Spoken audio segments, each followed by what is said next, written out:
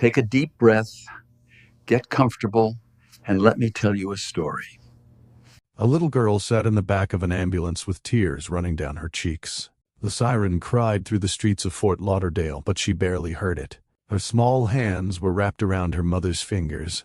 "Please wake up, Mommy," she whispered, her voice shaking. "Daddy is coming." The paramedic beside her looked up. He had been checking Maria's pulse every few seconds, trying to keep her stable. He glanced at the two little girls. "Where's your father?" he asked gently. The twins looked at each other. Then one of them answered, "We just called him." The paramedic frowned. "You called your dad?" Both girls nodded.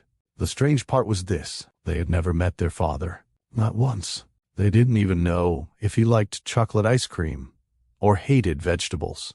They didn't know what kind of music he listened to. They didn't know whether he snored or laughed loudly. They only knew his name. William, that was all. And their mother had not spoken to him in 9 years. The little girl looked back at Maria. "Mommy, please wake up. We found him." Her voice cracked on the last word. The other twin suddenly began crying too. For a moment, nobody inside that ambulance knew what to say. Because sometimes children say things that make adults stop and think, and this was one of those moments. The girls looked terrified, not because they had called a stranger, but because they believed that stranger was the only person who could save their mother. Less than 20 minutes later, a black luxury SUV pulled into the hospital parking lot. The vehicle stopped so quickly that one of the security guards turned around. The driver's door opened. A tall man stepped out. Expensive suit, expensive watch, the kind of man who looked like he belonged on the cover of a business magazine. But there was nothing calm about him. He looked worried. Actually, worried wasn't the right word. He looked frightened. The twins were standing near the emergency entrance with one of the nurses. The talkative twin suddenly grabbed her sister's hand. "Look." The other little girl stared. Then she whispered something so softly that only her sister could hear. "He has my eyes." The man reached them. He stopped, looked at one little face, then the other. For several seconds, nobody moved. He looked like someone had forgotten how to breathe. The girls looked exactly like the photographs of him as a child. The same eyes, the same smile, the same little dimple. One of the twins spoke first. "Are you William?" He swallowed. "Yes." The little girl smiled through her tears. "I think you're our daddy." Silence. Even the nurse froze. The billionaire looked at the children again, then toward the emergency room doors, then back at the girls. His voice came out almost as a whisper. "Where's your mother?" One of the twins pointed inside.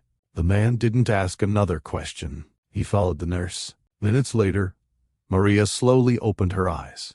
Everything felt heavy. Her head, her arms, even breathing seemed difficult. Then she noticed someone standing beside her hospital bed.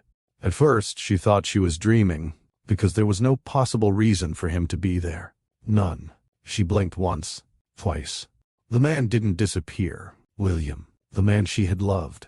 The man who had vanished from her life. The father of her daughters, standing right there, watching her. She forgot how to breathe. One of the twins climbed onto the bed and smiled. "Mommy," she said happily, "we found our dad." The room became completely quiet. Maria looked at William. William looked at Maria. 9 years. 9 birthdays. 9 Christmas mornings. 9 years of memories that should have belonged to all of them. Gone. Nobody in that room was prepared for what would happen after those words. Because this wasn't just the story of a woman who collapsed, or a billionaire who received an unexpected phone call.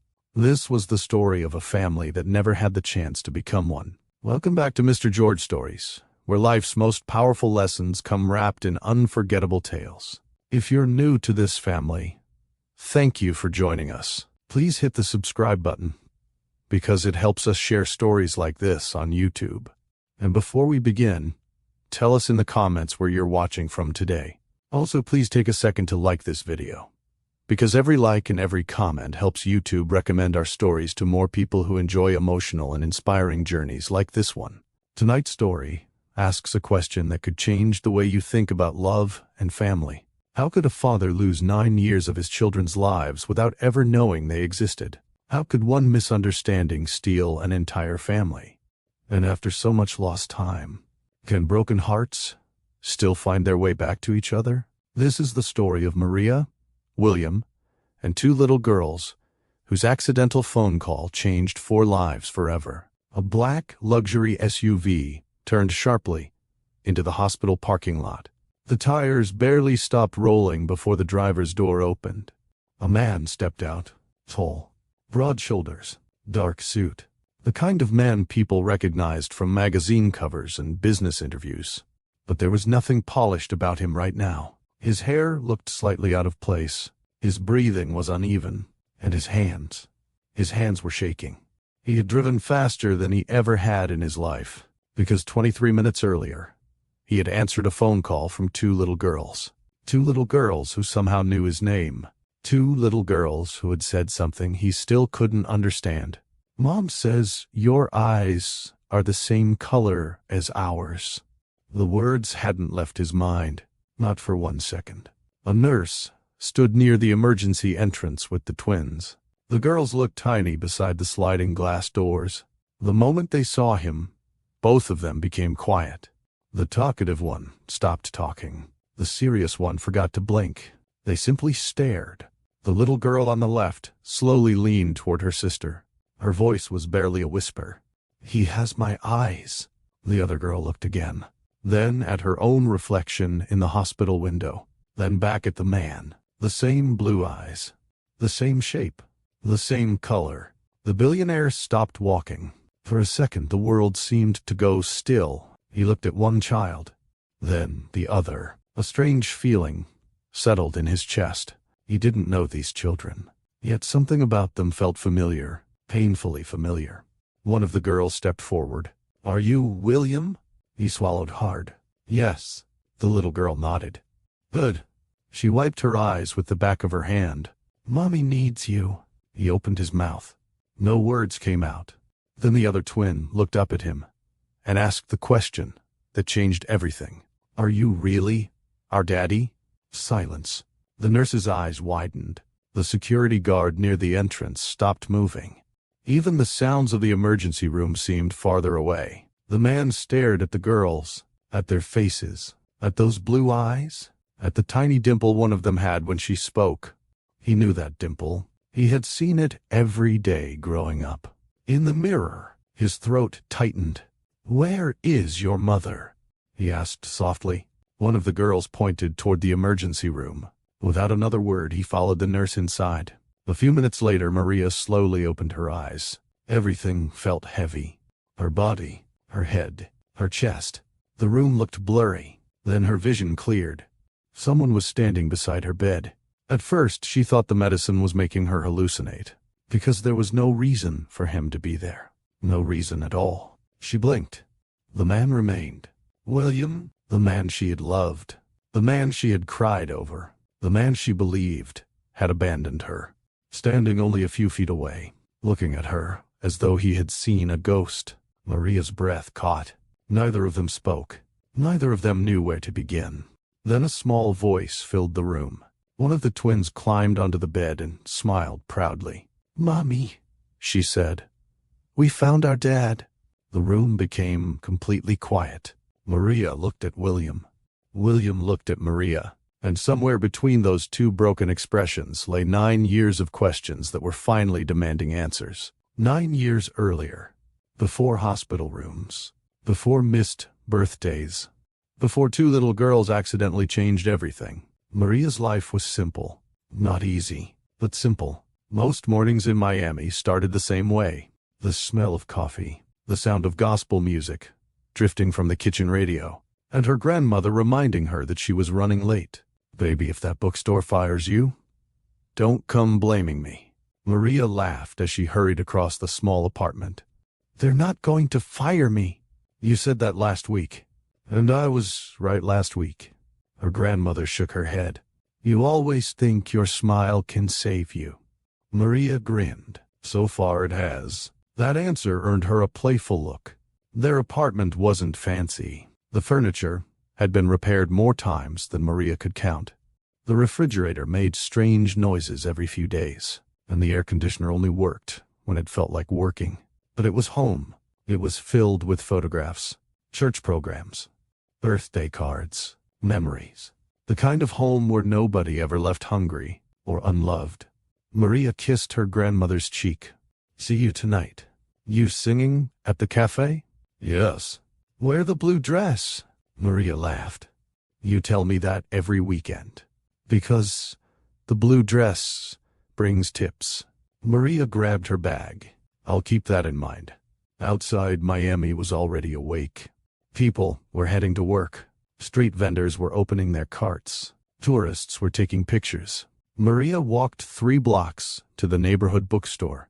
She loved the place.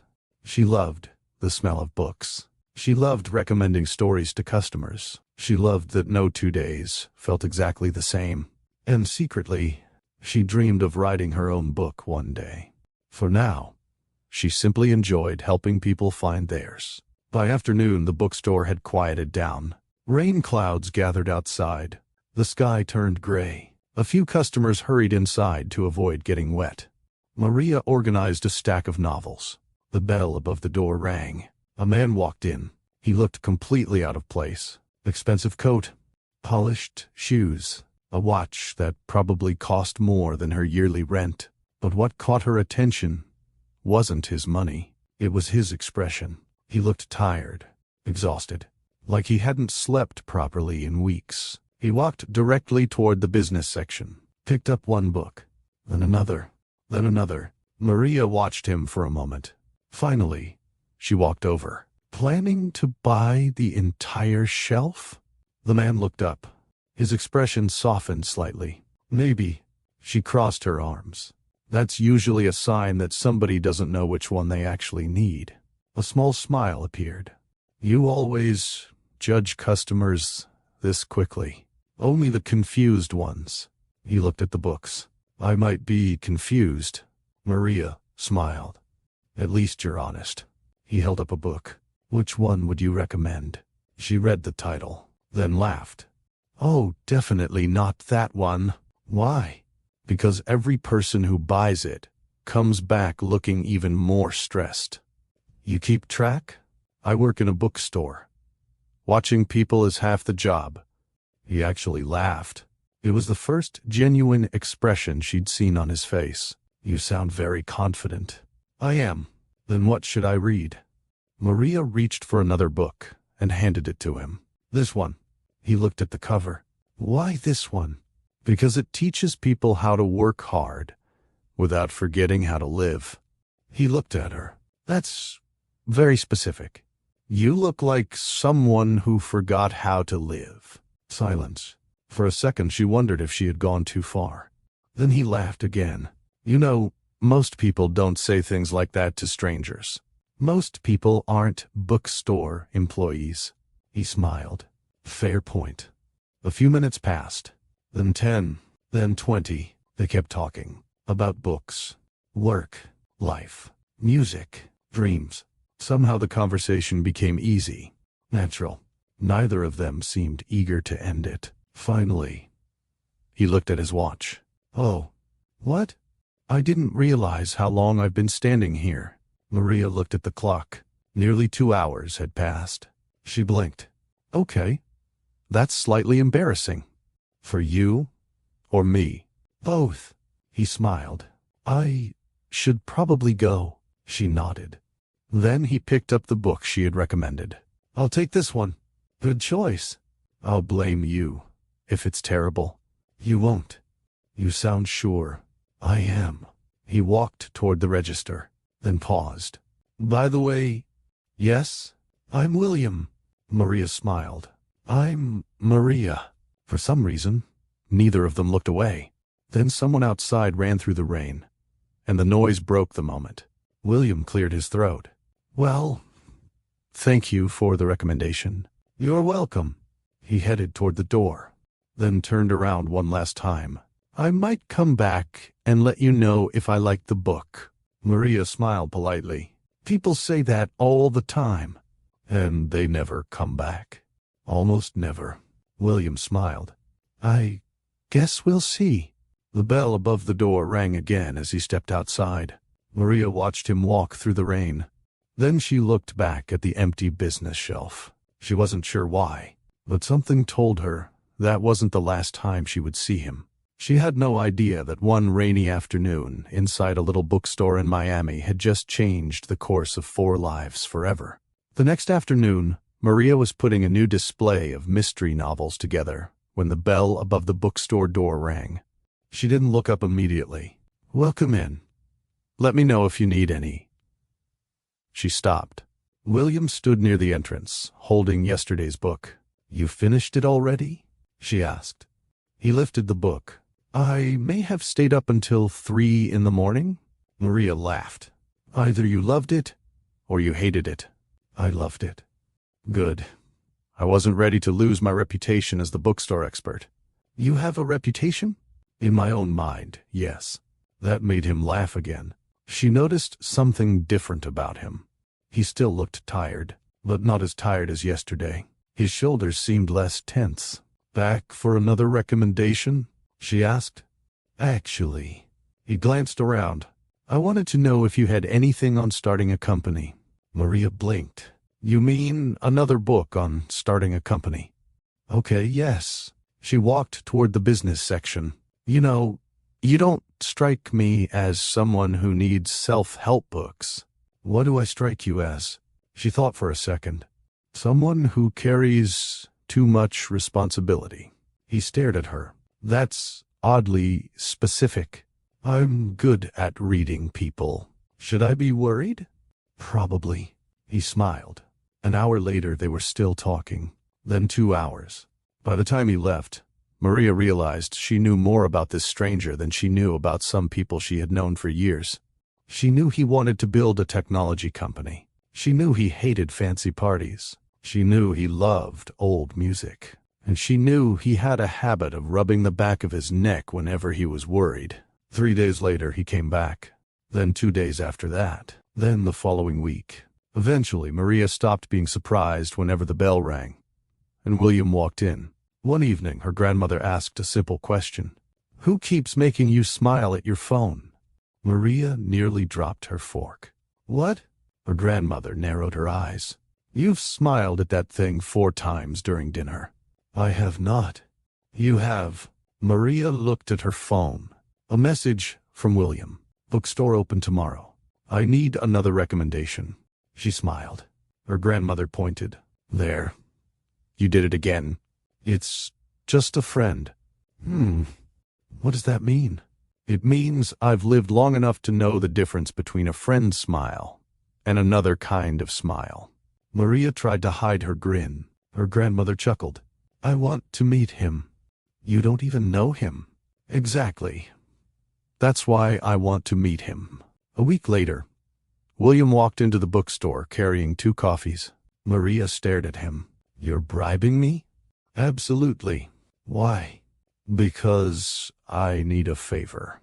She accepted the coffee. What kind of favor? Have dinner with me. She nearly choked. He looked nervous suddenly. That sounded smoother in my head. Maria laughed. Was that your way of asking me out? It was supposed to be. And this works on people? Honestly, I don't know. She laughed harder. He smiled. There it is again. What? That laugh. She looked away. You're changing the subject. Maybe. She tried not to smile. Okay. Okay, what? I'll have dinner with you. His entire face changed. Really? You seem surprised. I was preparing myself for rejection. That bad? You have no idea. Their first date lasted nearly 5 hours. They talked over dinner until the restaurant started stacking chairs. Then they walked along South Beach. The ocean breeze carried music from nearby restaurants. People laughed. Children ran through the sand. The city lights reflected on the water. Maria looked at him. You know, I thought you were arrogant when I first saw you. William laughed. Why? You walked into the bookstore looking important. I looked important? You did. What do I look like now? She smiled. Tired. He laughed so hard he almost spilled his drink. After that night, seeing each other became easy, natural. Some weekends they bought ice cream and walked along the beach. Other days they sat in small cafes and argued about music. Maria insisted old soul songs were perfect. William claimed she only liked them because she was secretly 80 years old. She nearly threw a napkin at him.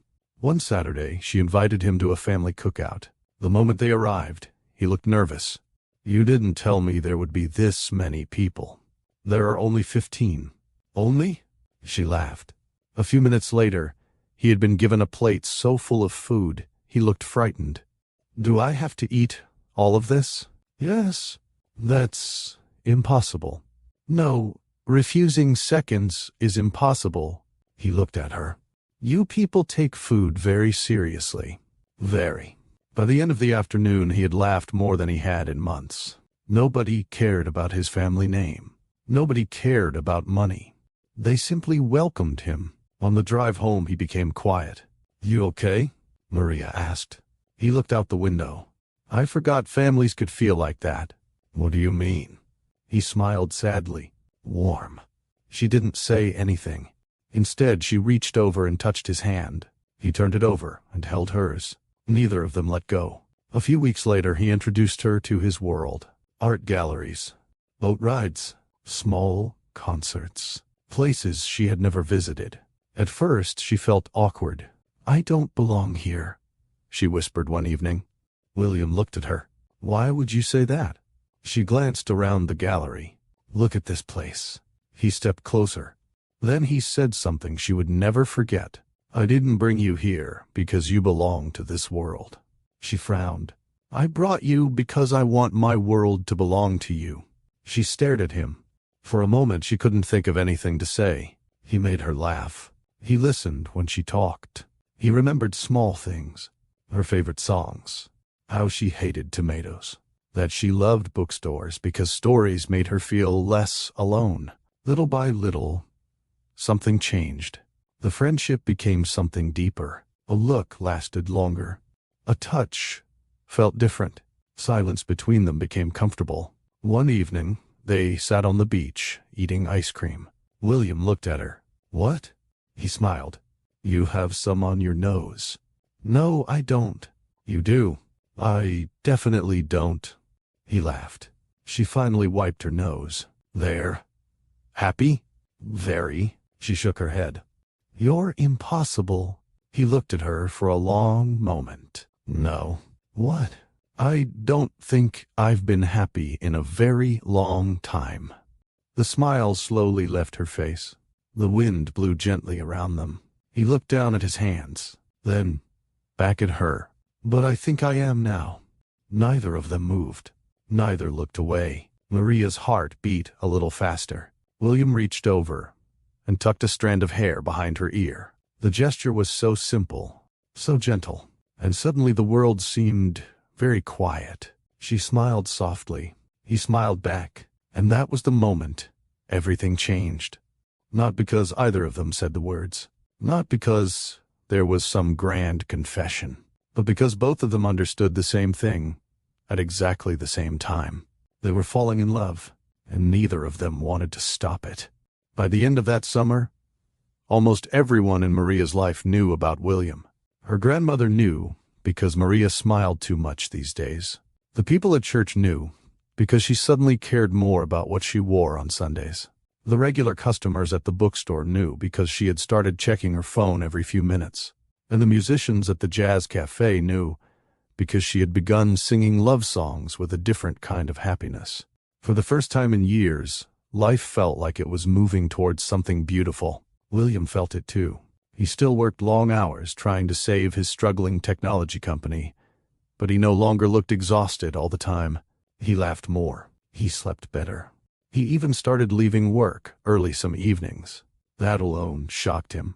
One Friday night, they walked along the beach after Maria finished singing at the cafe. The ocean was calm. Music from a nearby restaurant drifted through the air. William slipped his hands into his pockets. "You know," he said, "I used to think successful people had everything figured out." Maria smiled. "And now? I think most people are just pretending." She laughed. "That might be the most honest thing you've ever said." He looked at her. "Meeting you changed a lot of things." She became quiet. "Good things, I hope." "The best things." She looked away, suddenly shy. It still surprised her how easily he could say things that made her heart race. They continued walking until they reached the old beach pier. The lights above them reflected on the water. Children laughed somewhere behind them. A couple danced near a small outdoor cafe. William stopped walking. Maria looked up. "What is it?" For a moment he didn't answer. Then he took her hand. "No matter where life takes me," he said softly, "I want you in it." She blinked. The words settled slowly in her heart. "That's a serious thing to say." "I know." She studied his face. He meant it. Every word. She squeezed his hand. "Then I guess you're stuck with me."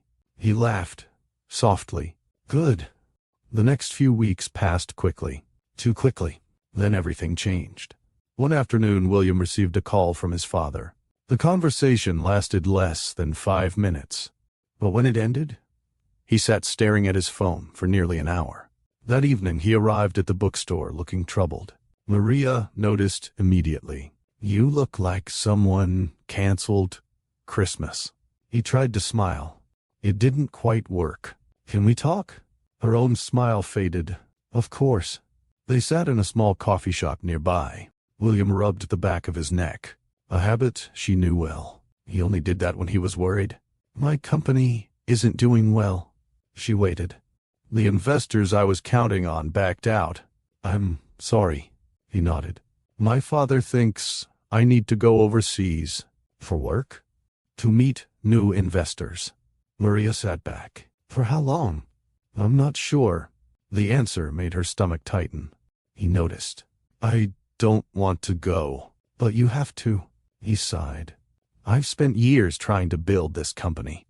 "You love it." "I do." She reached across the table and took his hand. "Then you should go." He looked surprised. "You mean that?" "Of course." He looked down at their hands. "I'm going to miss you." She smiled softly. "I'm not disappearing." "No?" "No." A small smile appeared on his face. "Good." A week later, he left. At the airport, he hugged her for a long time, longer than usual. When he finally stepped back, he looked at her carefully. "I'll call." "I know." "I mean it." "I know. I'll come back." She smiled. "I know that too." He kissed her forehead. Then he walked away. Maria watched until he disappeared into the crowd. She had no idea that would be the last time she would see him for 9 years. The first few days weren't so bad. Then a week passed. Then another. She missed him terribly, but she believed he would call. Then one morning, she became sick. She blamed it on stress. The next day, she became sick again. Her grandmother looked at her over breakfast. "Baby." "What?" "How long have you been feeling like this?" Maria shrugged. "A few days." Her grandmother raised an eyebrow. "Go to the doctor." "I'm fine." "Go." 2 days later, Maria sat in a small examination room. The doctor smiled at her. "Congratulations." Maria frowned. "For what?" The doctor blinked. "You're pregnant." Silence. Maria stared at him. What?" The doctor smiled again. "Actually, make that twice the congratulations." She looked confused. He pointed at the screen. "You're having twins." Everything inside her seemed to stop. Twins. She couldn't even process one baby. Now, there were 2. By the time she got home, she was shaking. Her grandmother opened the door. "Baby?" Maria looked at her, then burst into tears. That night, after the shock settled, she sat on her bed and smiled through her tears. She touched her stomach. "Twins," she whispered. The words sounded unbelievable. Then she reached for paper. She wrote a letter. "William, I have news." "Big news." You're going to laugh when you hear this. She mailed it the next morning. Then she waited. No response. She wrote another letter. Then another. And another. Nothing. Weeks became months. Still nothing. One afternoon there was a knock on the apartment door. A stranger stood outside. You are Maria? Yes. The man hesitated. Then he handed her an envelope. I was asked to give you this message. She frowned. What message? The stranger looked uncomfortable. He has moved on. Her face changed. What? He doesn't want contact anymore. She stared at him. The words didn't make sense. What? The man shifted awkwardly. I'm sorry. Then he walked away. Maria remained at the doorway, completely still. The envelope slipped from her fingers. She didn't cry immediately. She simply stood there, because some pain arrives too suddenly for tears. That night she sat on her bed holding one of the tiny ultrasound pictures. Her grandmother sat beside her quietly. No advice, no speeches, just company. Finally, Maria whispered, Why didn't he tell me himself? No answer came. A tear slid down her cheek, then another. For weeks, she cried when nobody was looking. She cried while folding baby clothes. She cried while choosing names. She cried while writing one final letter. When the letter was finished, she didn't mail it. She couldn't. Instead, she placed it inside a small keepsake box, along with the ultrasound picture, along with every unanswered letter. She closed the box, slowly, then placed both hands on her stomach. Her voice trembled. I guess it's just us now, babies. Outside, rain tapped softly against the window. Inside that small room, a young woman quietly accepted a future she had never planned. And somewhere far away, a man named William had no idea that he was already a father. No idea that 2 little girls would one day change his entire world.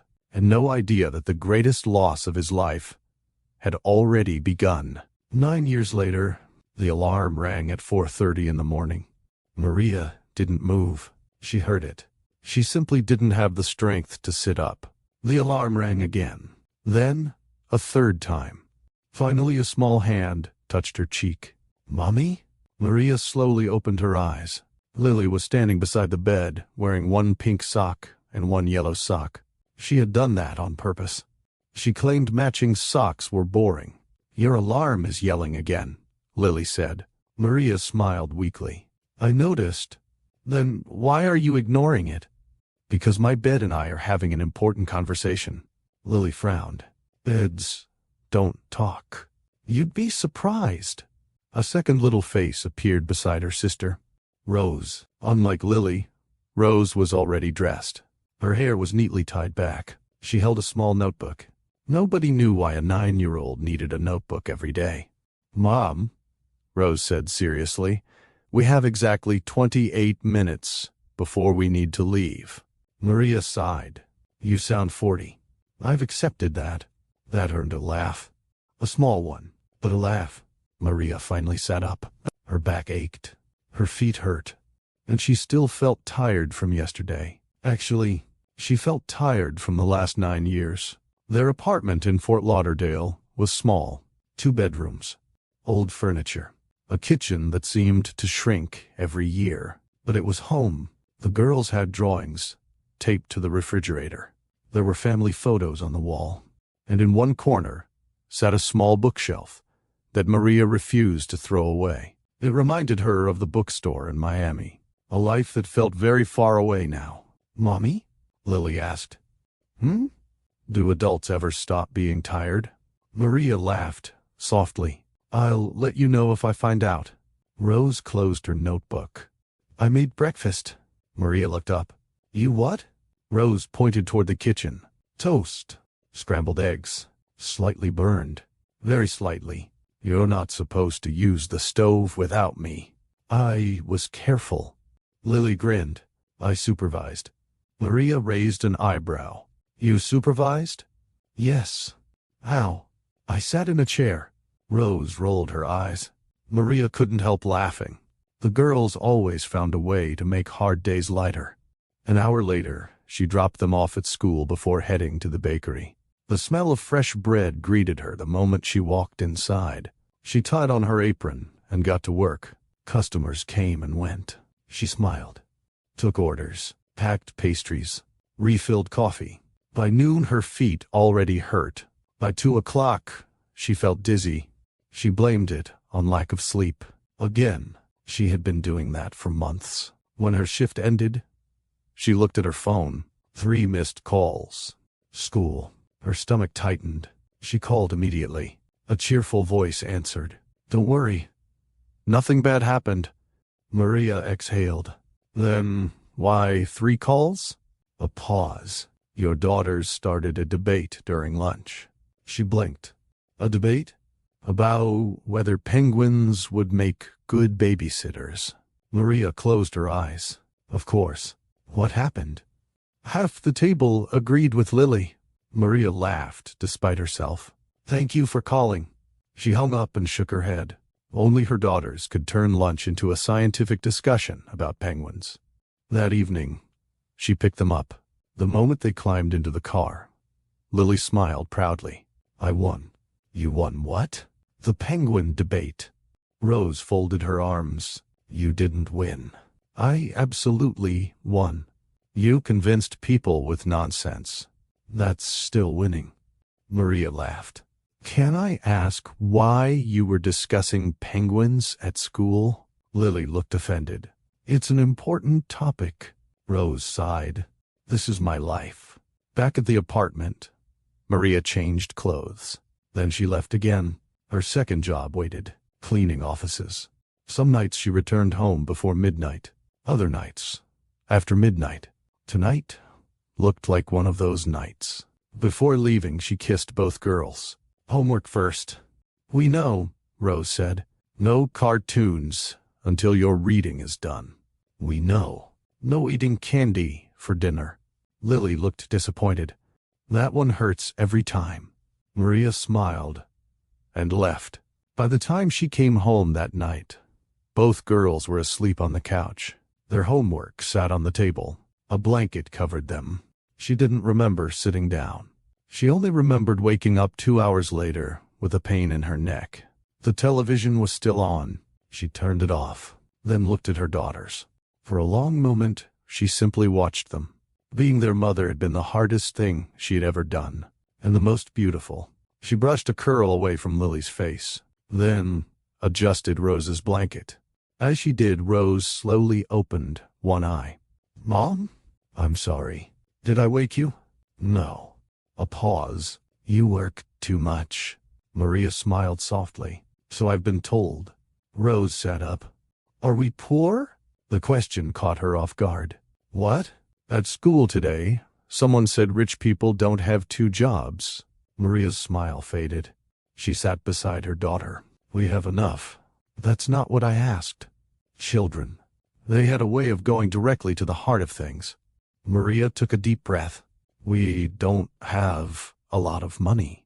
Rose nodded slowly. "Okay." Then she asked another question, the one Maria always feared. "Would things be easier if Dad was here?" The apartment suddenly felt very quiet. Maria looked down. Rose rarely asked about him. Lily was usually the curious one. "What made you ask that?" Rose shrugged. "I was just wondering." Maria carefully chose her words. "He was a good man once." "Then why isn't he here?" Maria swallowed. "Because I thought he didn't want us. Because I believed a lie. Because I didn't know." None of those answers came out. Instead, she smiled sadly. "Sometimes grown-ups make mistakes." Rose looked at her mother, then leaned against her. "Okay." Maria wrapped an arm around her. A minute later, another sleepy voice came from the couch. "Are we talking about Dad?" Lily sat up. Her hair looked wild. "We might be," Rose said. Lily brightened. "I have a question." Maria almost laughed. "Of course you do. If Dad is rich," she began carefully, "do you think he owns a dolphin?" Rose covered her face. "No one owns a dolphin." "You don't know that." "I do know that." Lily looked at her mother. Well? Maria laughed so hard she nearly cried. No, sweetheart. I don't think he owns a dolphin. Lily looked disappointed. Oh. Then she smiled.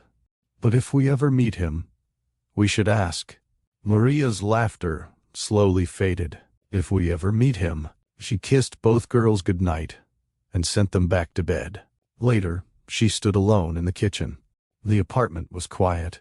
Too quiet. She looked tired, older than 36. The woman in the reflection barely resembled the young woman from Miami. She closed her eyes, just for a second. Then she whispered the same prayer she had whispered for years. Please, let me keep going, because tomorrow would come. And she had 2 little girls depending on her. The next few weeks became a blur. Maria worked mornings at the bakery. She cleaned offices at night. Then she came home and became a mother again. Homework, laundry, school projects, lunches, broken pencils, lost socks. Life never slowed down. She kept telling herself she only needed to make it through one more week, then another, then another. But her body had started sending warnings. She just wasn't listening. One Tuesday morning, she nearly dropped an entire tray of pastries because her hands suddenly felt weak. Are you okay? A customer asked. Maria forced a smile. Just tired. The customer nodded and left. She leaned against the counter. The room had briefly gone blurry. A minute later, she was back to work. That night, while cleaning an office building, she had to sit down halfway through vacuuming the hallway. Her legs felt heavy. She rubbed her temples. Maybe she needed more sleep. Maybe she needed vitamins. Maybe she needed a vacation she couldn't afford. She laughed quietly at the thought. A vacation. That sounded like a story someone else got to live. When she returned home, she found Rose awake. The clock read 11:42. Why aren't you asleep? Maria asked. Rose looked up from the couch. I was waiting for you. You have school tomorrow. I know. Maria sat beside her. Rose studied her face. You look tired. I am tired. No. I mean, really tired. Maria smiled. I'm okay. Rose didn't look convinced. Did you eat dinner? Maria hesitated. That was enough of an answer. Rose disappeared into the kitchen and returned with a plate covered in foil. Lily had drawn a smiley face on it. Maria almost cried. You girls made this? Rose nodded. We saved you some. She looked at the sandwich, then at her daughter. Thank you. Rose leaned against her. You take care of us. The simple words settled heavily in Maria's heart. She kissed the top of her daughter's head. The next morning, she woke up with a headache. By afternoon, she felt dizzy again. She ignored it. By evening, her hands were shaking from exhaustion. She ignored that too. Saturday arrived. For once, she didn't have to work at the bakery. She planned to clean the apartment and spend the afternoon with the girls. Lily wanted pancakes. Rose wanted to organize the bookshelf. Apparently that was fun. Maria still didn't understand why. She stood in the kitchen, making breakfast. The room suddenly tilted. She blinked. Everything steadied. She frowned. Mom? Rose said from the table. You forgot the pancakes. Maria looked down. She was holding the spatula in the air. Oh, Lily giggled. The pancakes are confused. Maria laughed softly. Then the dizziness returned. Stronger. She grabbed the counter. Mom? Rose asked again. I'm okay. She wasn't. A few minutes later, she carried plates to the table. The headache became sharper. She sat down. Mommy? Lily said. Maria smiled weakly. Yes? You look funny. Thank you. That's very kind. No, I mean, weird funny. Rose put down her fork. Mom, are you sick? I'm just tired. You say that every day. Maria didn't answer. She suddenly felt cold, then hot, then cold again. She stood. The kitchen seemed farther away than it should have been. She took one step, then another. Her vision blurred. The plate slipped from her hand. It shattered on the floor. Both girls jumped. Maria reached for the counter, missed, and collapsed. Mom! The scream echoed through the apartment. Rose ran to her first.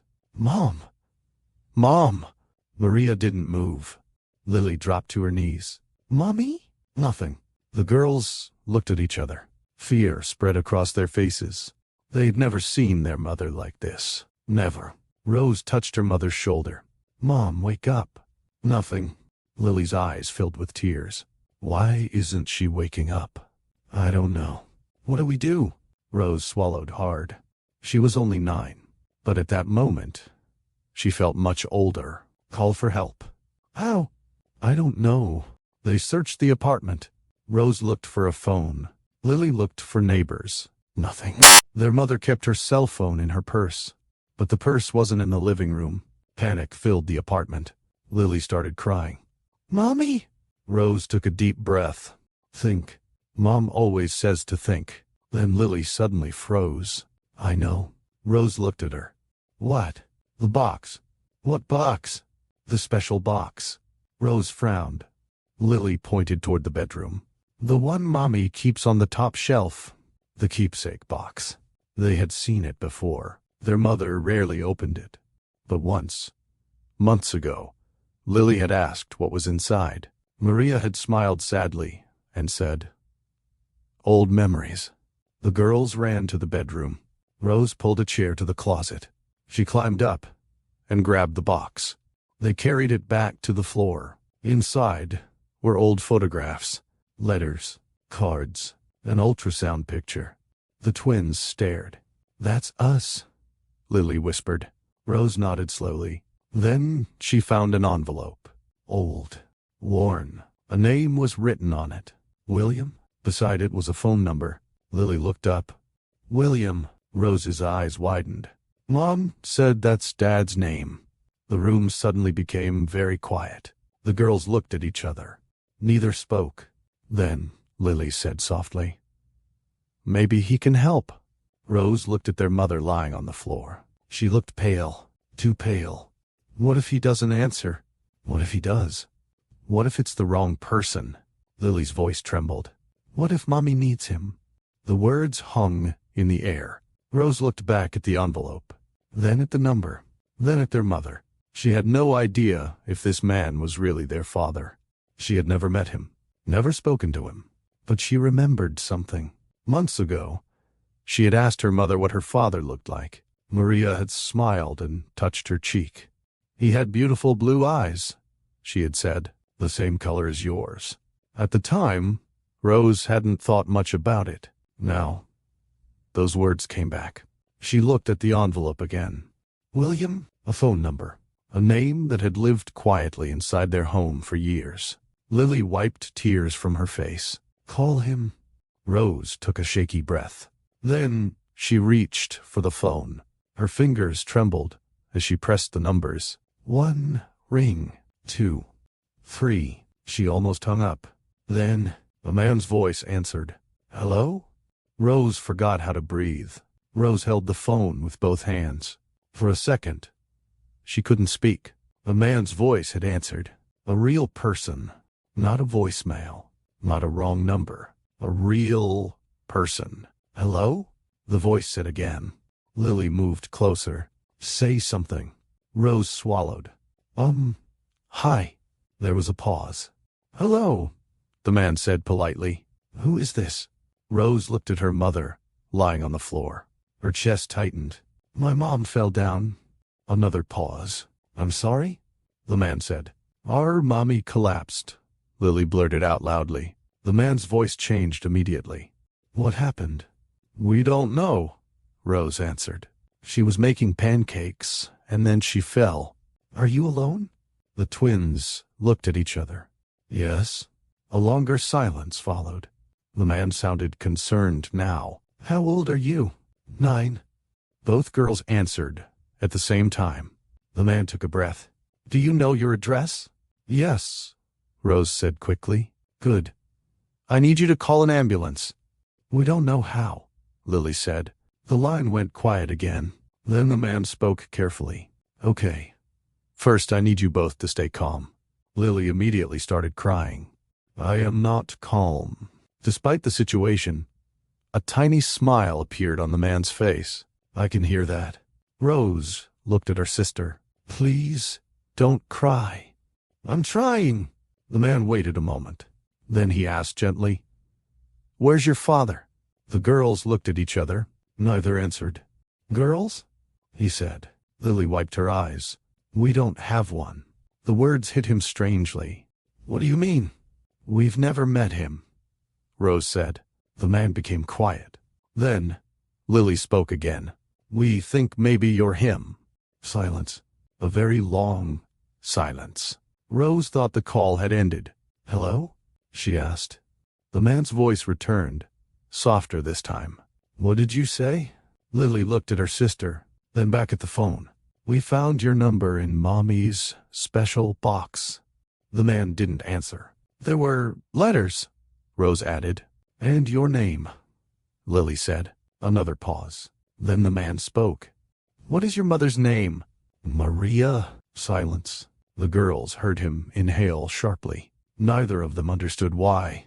Then Rose remembered something. Her mother had once told them a story while they were coloring. A story about blue eyes. She looked at Lily. Lily looked back. Then she spoke. Mom says, your eyes are the same color as ours. Nothing. No sound. No response. The line became so quiet that Rose pulled the phone away from her ear. Hello? Still nothing. Then finally the man spoke. His voice was different.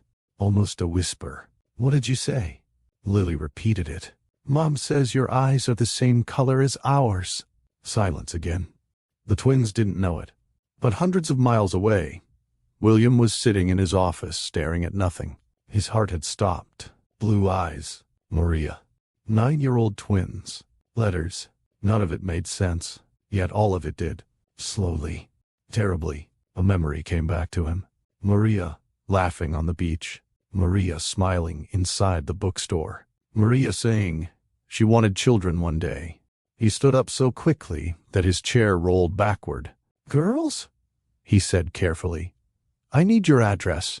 Rose gave it to him. He wrote it down. Then he grabbed his keys. Listen to me. I'm coming. You are? Lily asked. Yes. Right now? Right now. Do you drive fast? Lily asked. Rose looked horrified. Lily! What? I'm asking.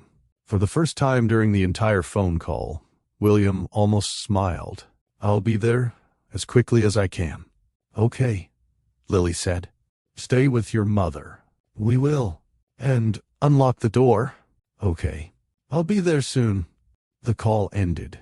For several seconds, William stood perfectly still. Then he moved. He grabbed his jacket, his phone, his keys, and ran. People inside the office looked up in surprise. He never ran. Not for anything. He ignored every curious stare. The elevator felt too slow. The parking garage felt too far away. He got into his SUV and started the engine. His hands were shaking. Maria. The name kept repeating in his head. Maria? 9 years. Twins. No. It couldn't be. Could it? He drove out of the garage. Then something else hit him. The girls had said they had never met their father. Their father. The words settled heavily in his chest. A strange feeling spread through him. Fear. Hope. Confusion. All at once. Back at the apartment, Rose sat beside her mother. Lily held Maria's hand. Do you think he'll come? Lily asked. I don't know. What if he doesn't? Rose looked at the door. He sounded like he would. Lily nodded. A minute later they heard sirens. Then a knock. The ambulance had arrived. The paramedics rushed inside. One checked Maria's pulse. Another asked questions. The girls tried their best to answer. As Maria was lifted onto a stretcher, Lily's eyes filled with tears again. Mommy? No answer. Please, wake up. Still nothing. The paramedic gently touched her shoulder. She can hear you. You promise? I'm pretty sure she can.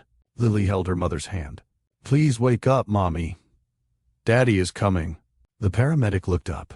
Daddy? Rose nodded. We just called him. The paramedic frowned slightly. He's coming? We think so.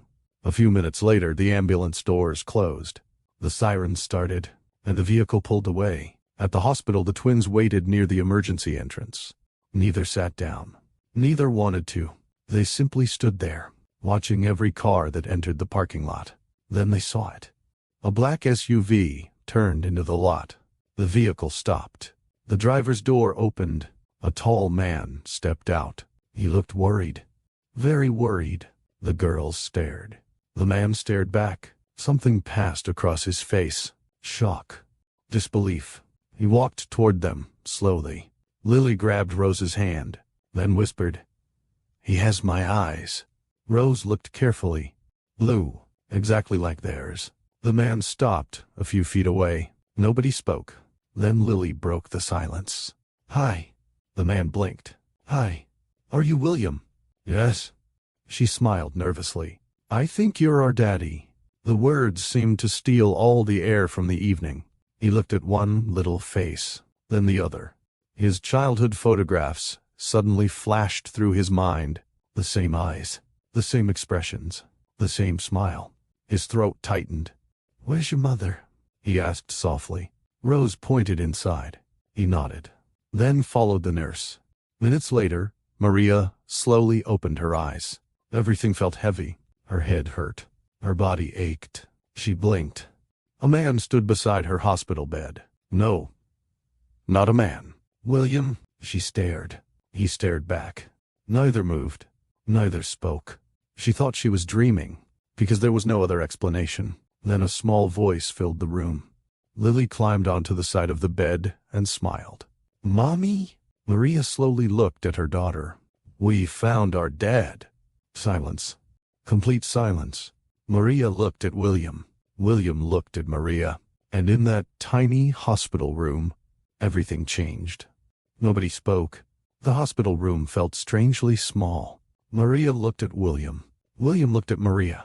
Then both of them looked at the twins. Lily still looked proud of herself. Rose suddenly seemed unsure. The little girl glanced between the adults. "Did we do something wrong?" Her small voice broke the silence. Maria blinked. "No, sweetheart."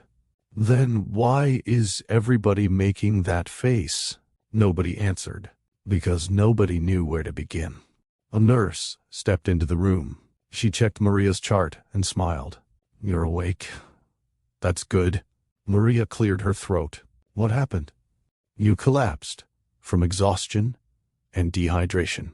Embarrassment immediately crossed her face. Of all the ways to see William again, this had never been one of them. The nurse looked at her. "You need rest." Maria nodded. Then the nurse noticed the tension in the room. She wisely decided to leave. The door clicked shut. Silence again. Lily looked at William, then at Maria, then back at William. "So," she said carefully, "is he our dad?" Maria almost forgot to breathe. William's head turned toward her. He wasn't angry. He wasn't upset. He looked lost, completely lost. Maria slowly sat up. Her hands trembled. The twins moved closer to the bed. Rose spoke next. "We found his number in your memory box." Maria closed her eyes. Of course. The box. She had forgotten all about it. "We called him because you wouldn't wake up," Rose said quietly. "I'm sorry." Maria's eyes opened immediately. "Sweetheart, no. You don't have anything to apologize for." Lily nodded. "We were scared." The words hit her hard. Maria reached for both girls. They climbed onto the bed beside her. She hugged them tightly. "I'm okay." "You scared us," Lily whispered. "I know." The room became quiet again. William stood only a few feet away. He looked at the girls, then at Maria, then back at the girls. Finally he spoke. "They're 9?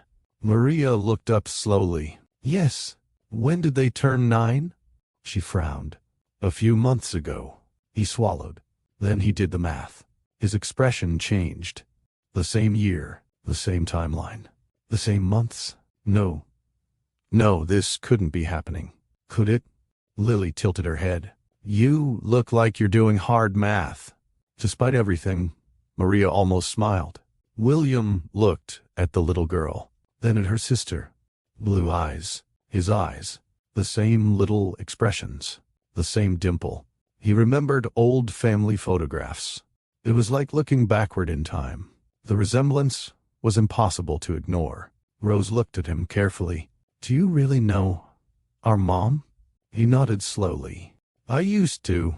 The answer made both girls smile. "You did," Lily said.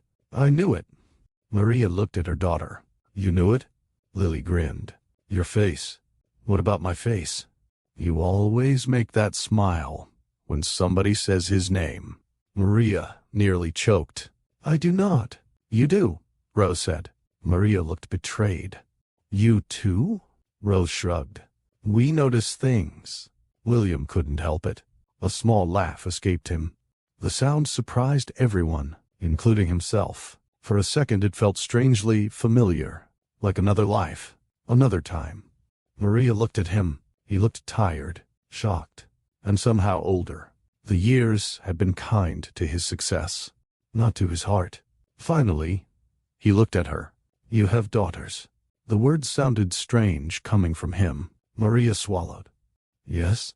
He looked back at the girls. Then he asked the question that had been sitting in his chest since he walked into the hospital. "Are they?" He couldn't finish. He didn't need to. Maria understood. The girls looked confused. She took a slow breath, then nodded. "Yes." Silence. No dramatic music. No grand speech. Just one word. "Yes." William sat down in the chair beside the bed. He looked like someone had taken the ground from beneath his feet. For years, he had imagined having children someday. Someday. Not today. Not 9 years ago. Not without knowing. He looked at Rose, then Lily. His daughters. The thought seemed too big to fit inside his mind. Lily broke the silence. "Are you okay?" He looked at her. "Honestly, I don't know." She considered that. "That's fair." Maria almost laughed. Even now, Lily somehow managed to sound 40 years old. William rubbed his face, then looked at Maria again. "Why didn't you tell me?" Pain crossed her features. "I tried." He frowned. "What do you mean?" "I wrote to you." He stared. "I wrote again." Still, he said nothing. "I kept writing." The confusion on his face deepened. "What letters?" Maria blinked. "The letters I sent overseas." His eyebrows slowly drew together. "I never got any letters." The room became very still. "No," she whispered. "I never received anything." She stared at him. "I wrote so many. I didn't know." The words hung between them. Neither moved. Neither seemed able to. Lily looked at Rose. Rose looked back. Neither of them understood what was happening. Finally, Rose spoke. "You didn't know about us." William turned toward her. "No." The little girl's eyes widened. "At all?" He slowly shook his head. Lily looked at her mother. "You never told him we existed?" Tears filled Maria's eyes. "I thought he didn't want us." The twins looked confused. Then they looked at William. He looked equally confused. "No," he said softly. "I never knew." The room fell quiet once more. This time, it wasn't awkward. It was heartbreaking. Because 4 people had just discovered that an entire family had been separated by something none of them understood. William looked at the girls again. Rose, Lily, his daughters. His daughters. The words finally became real. A tear slipped down his face before he even realized it. He quickly wiped it away, but it was too late. Lily had seen it. "Are you crying?" He laughed softly through the tears. "I think I might be." She looked worried. "Did we make you sad?" He shook his head. "No." "Then why are you crying?" He looked at both girls. At the 2 children he had missed for 9 years. At the birthdays, the first words, the first steps, the scraped knees, the bedtime stories. Everything he had never seen. His voice became unsteady. "Because I just found out I have 2 daughters." Neither girl knew what to say. So they did the only thing children know how to do. They moved closer. Lily hugged one arm. Rose hugged the other. And for the first time in 9 years, William realized he wasn't standing in a hospital room with strangers. He was standing beside his family. Nobody moved for a long time. Lily still held William's arm. Rose sat beside her mother. Maria looked exhausted. Not physically this time. Emotionally. 9 years of pain had suddenly been thrown back into the room. Finally, Lily looked up. So, nobody lied? 3 adults looked at her. She frowned. Well, somebody did. I just don't know who. Despite everything. A small laugh escaped Rose. William smiled faintly. Children had a way of cutting directly to the truth. Maria gently touched Lily's hand. It's complicated. Lily nodded. Adults say that when things are bad. Nobody disagreed. A knock came at the door. A nurse stepped inside. She checked Maria's blood pressure and smiled. You'll need to stay overnight. Maria sighed. I have work tomorrow. No, you have rest tomorrow. I can't miss work. The nurse gave her a look. Your body already made that decision for you. Lily nodded seriously. She's right. Rose nodded too. Very right. Maria looked betrayed. Nobody is on my side. We are, Lily said. We're on team Keep Mom Alive. The nurse laughed. A few minutes later, she left again. Silence returned. William looked at Maria. You really wrote to me? She looked up slowly. Every week, at first. He frowned. Every week? She nodded. I told you about the pregnancy. He swallowed. I told you I was scared. A tear slipped down her cheek. I told you we were having twins. He stared at her. The room suddenly felt too warm. She kept speaking. I sent ultrasound pictures. His breathing slowed. I sent updates. Another tear appeared. I sent birthday pictures after they were born. No. She looked at him. I thought you read every one of them. William shook his head slowly. I never saw any of them. The hurt in his voice made her look up. For the first time since he had walked into the hospital, she saw something she hadn't expected. Pain. Real pain. The kind that cannot be faked. She had spent 9 years believing this man had chosen another life, believing he had walked away. But he looked like someone hearing terrible news for the first time. He rubbed his hands together. When I came home from overseas, he said quietly, I couldn't reach you. Maria blinked. What? I called the bookstore. Her eyes widened. It had already closed. She stared. I went back twice. No. I even drove by your apartment. She looked completely lost. You did? Yes. Her breathing became uneven. He looked down. I thought you had moved on. The room became still again. For 9 years both of them had believed exactly the same thing, that the other person had walked away. Rose looked between them. You both thought the other person left? Neither adult answered. The silence answered for them. Lily frowned. That doesn't make any sense. No, it didn't. Maria looked down at her blanket. I waited for you. William looked at her. I waited for you too. She closed her eyes. For years, she had replayed every memory, every conversation, every promise, every tear. And now, nothing made sense anymore. The girls remained quiet. Even they could feel the sadness in the room. Finally, William asked the question that had been growing inside him. Who told you I moved on? Maria's eyes opened. The man who came to my apartment. What man? She frowned. I don't know. Did he tell you his name? No. What did he look like? She shook her head. I barely remember. William's expression changed. A thought had begun forming. A terrible thought. He looked away. Then back at her. Did he say anything else? She swallowed. He said you didn't want contact anymore. William slowly stood. The movement startled everyone. No. What? He shook his head. No. A strange look appeared on his face. Recognition. Disbelief. Anger. Maria noticed. What is it? He didn't answer immediately. Instead, he asked another question. When did this happen? She told him. He closed his eyes. That date, he remembered it, because it was the same week his father had told him to stop chasing distractions and focus on work. His chest tightened. No. William? He looked at her. I think I know what happened. The room became very quiet. Rose sat up. What happened? He looked toward the window, then back at Maria. My father hated the idea of us being together. She blinked. You told me that. He thought you distracted me. The memory suddenly became clear.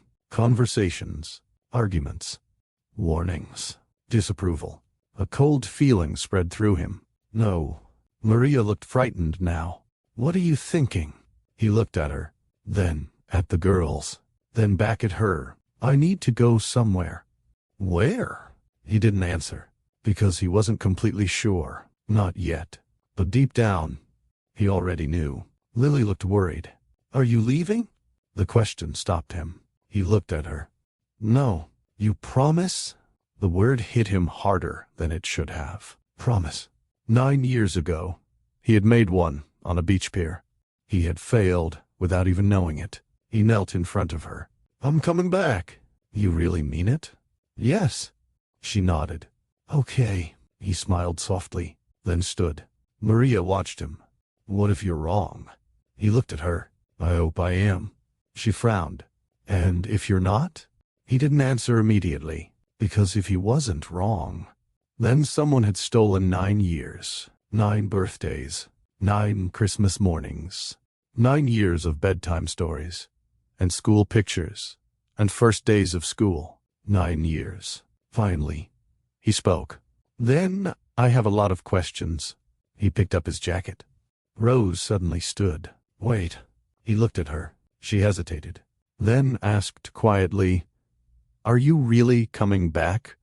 The question broke something inside him, because she sounded like a little girl who had already learned that adults sometimes leave. He walked over to her, then knelt. Yes. You promise? He nodded. I promise. She studied his face carefully. Apparently satisfied, she nodded. Okay. He stood again. Maria looked at him. For a long moment, neither spoke. Then she whispered, I don't understand any of this. He looked at her. Neither do I. And that was the truth. He didn't understand how his entire life had changed in one evening. He didn't understand how he had become a father without knowing it. And he definitely didn't understand how every letter Maria had written had disappeared. But he was going to find out, no matter what. He looked at the girls one last time. Lily waved. Rose offered a small smile. Then he walked out of the hospital room. The elevator ride felt longer than usual. The drive felt even longer. By the time he reached the old family estate, his hands were gripping the steering wheel so tightly they hurt. The house looked exactly the same. Perfect lawns, perfect lights, perfect appearance. He parked, got out, and stood there for a moment. A memory came back. His father once telling him, Success requires sacrifice. At the time, he thought the sacrifice meant sleep, long hours, stress. He had been wrong, very wrong. He walked to the front door, opened it, and stepped inside. His father looked up from the living room. You look upset. William stared at him. A long silence passed. Then he asked the question, Did you ever keep letters from me? His father's expression changed, only slightly, but it was enough. William felt his stomach drop, because he suddenly knew. He knew before a single word was spoken. His father slowly set down his glass.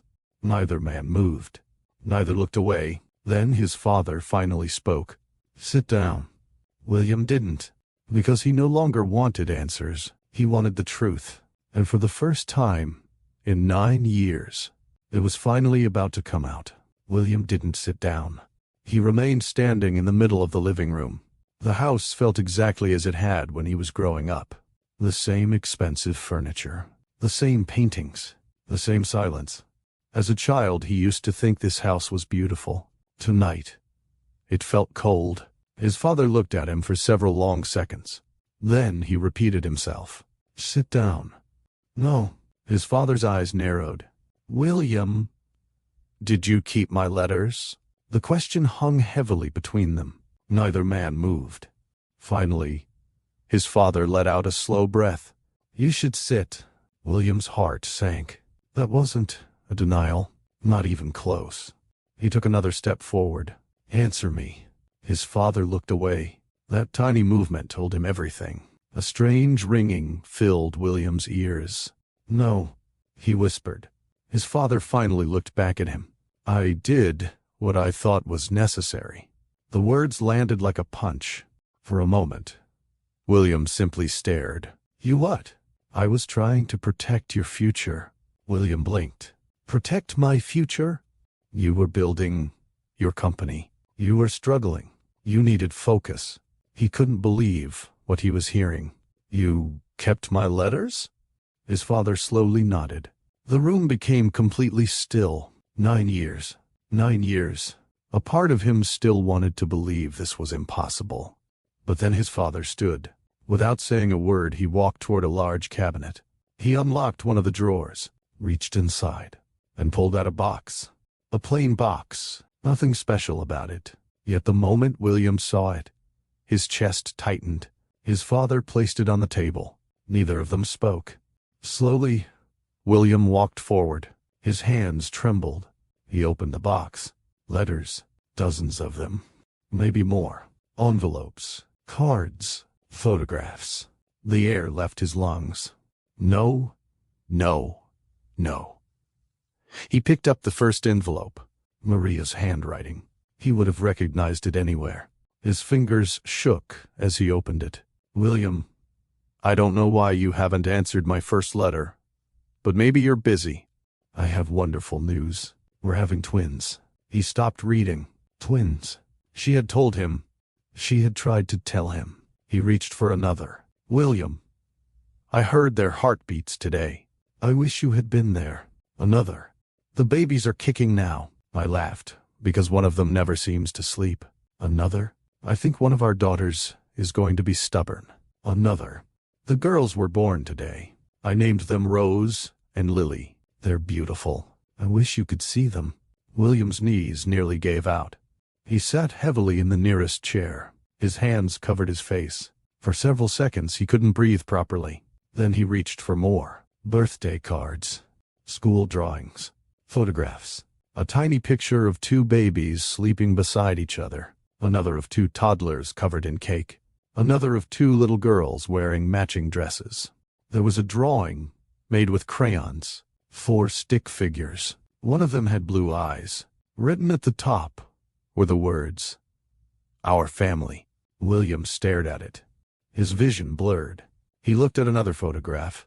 Rose missing 1 front tooth. Lily holding a giant stuffed animal. A school picture. Another birthday. Another Christmas. Another year. 9 years of memories. 9 years of moments. All sitting inside a box. Inside a drawer. Inside this house. He looked up slowly. His father stood quietly across the room. How could you do this? His voice barely sounded like his own. I was trying to help you. William laughed. A broken, painful laugh. Help me? You had opportunities. I had a family. You had a future. I had daughters. The words echoed through the room. Neither man moved. William looked down at the photographs again.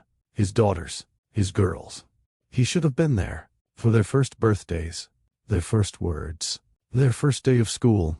He should have taught them to ride bicycles. He should have read bedtime stories.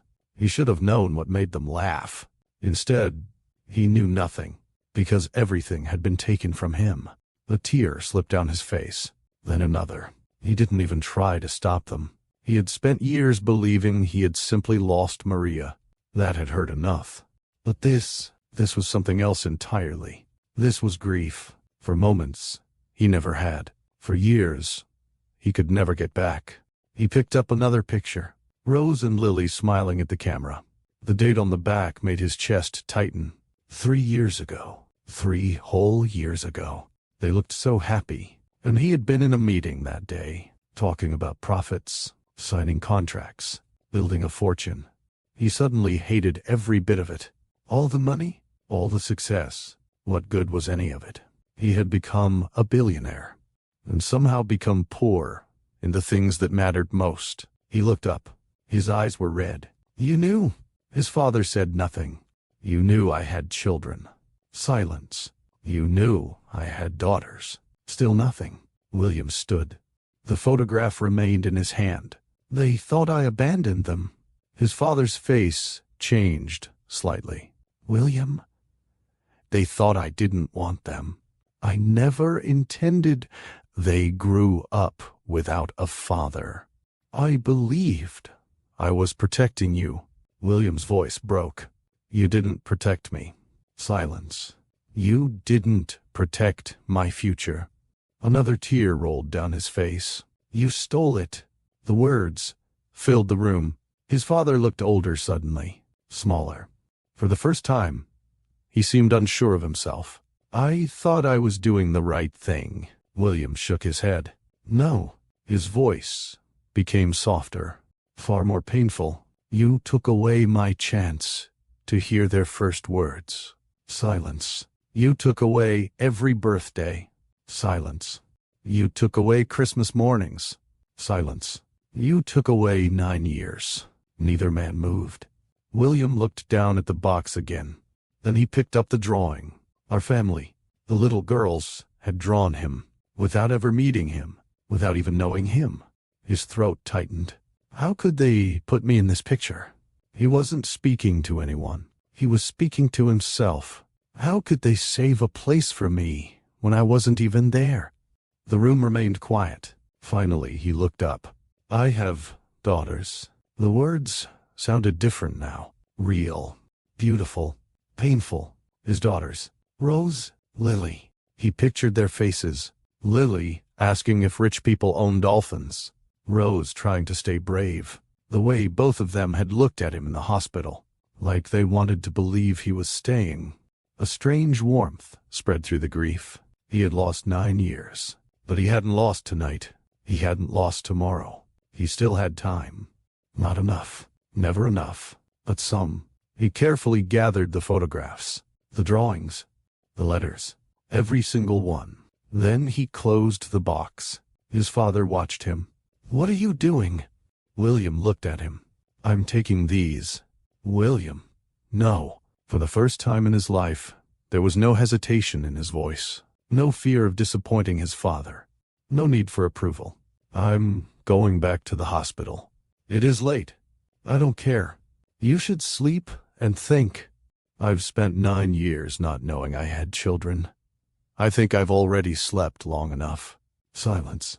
He picked up the box. His father looked at him. "What happens now?" William stood there for several seconds. Then he answered honestly, "I don't know." Because he didn't. He didn't know if Maria could ever forgive him. He didn't know if the girls would trust him. He didn't know how to become a father overnight. But he knew one thing. He would learn. He would show up. He would not waste another day. He looked at the photographs once more, then at the front door, and for the first time in 9 years, William wasn't thinking about business, or money, or success. He was thinking about 2 little girls waiting in a hospital room. His daughters. He tightened his grip on the box, then quietly made a promise to himself. No more lost years. No more missed moments. No more distance. Whatever happened next, he was going to become their father. 3 days later, William stood outside the girls' elementary school, holding a paper bag. He looked more nervous than he had before his first investor meeting. Inside the bag were 2 chocolate cookies. He had spent 15 minutes in the bakery trying to decide what 9-year-old girls liked.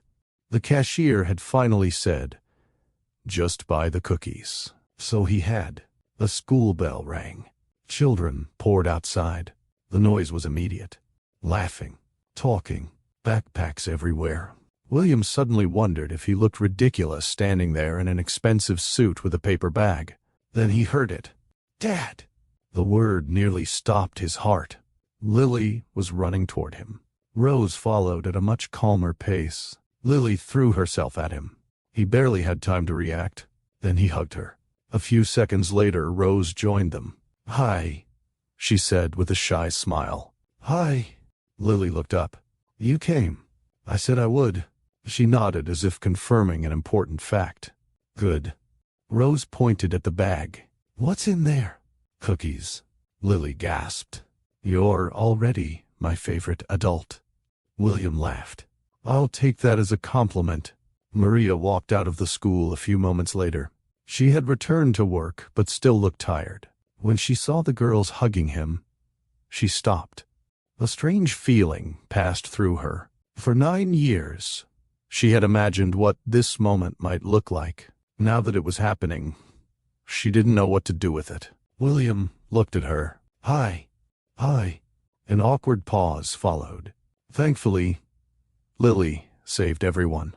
"Can we get ice cream?" Rose looked horrified. "We just got cookies." "I know. That's why we need ice cream."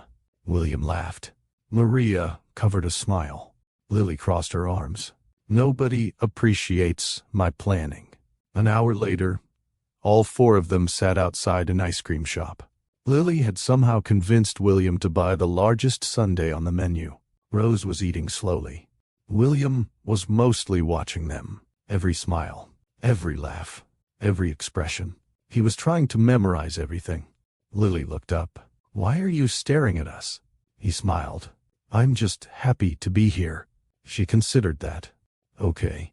Then she asked, "Can billionaires buy zoos?"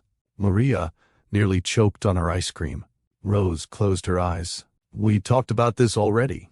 William looked serious. "I suppose technically they could." Lily's eyes widened. "I knew it." Rose sighed. "Please don't encourage her." William laughed. "Do you want a zoo?" Lily thought about it. "No." "Then why are you asking?" "I just like knowing my options." Even Maria laughed at that. A few days later, William showed up again, and again, then again. Sometimes he picked the girls up from school. Other times, he brought dinner. Once he spent 2 hours helping Rose build a model of the solar system. The project looked terrible. Glue was everywhere, even on his sleeve. Rose looked devastated. "I ruined it." William looked at the lopsided planets, then at her. "I think it has personality." She stared at him, then laughed. Lily walked into the room. "What happened?" "We built the solar system." She looked at it carefully. "It looks sick." Rose laughed even harder.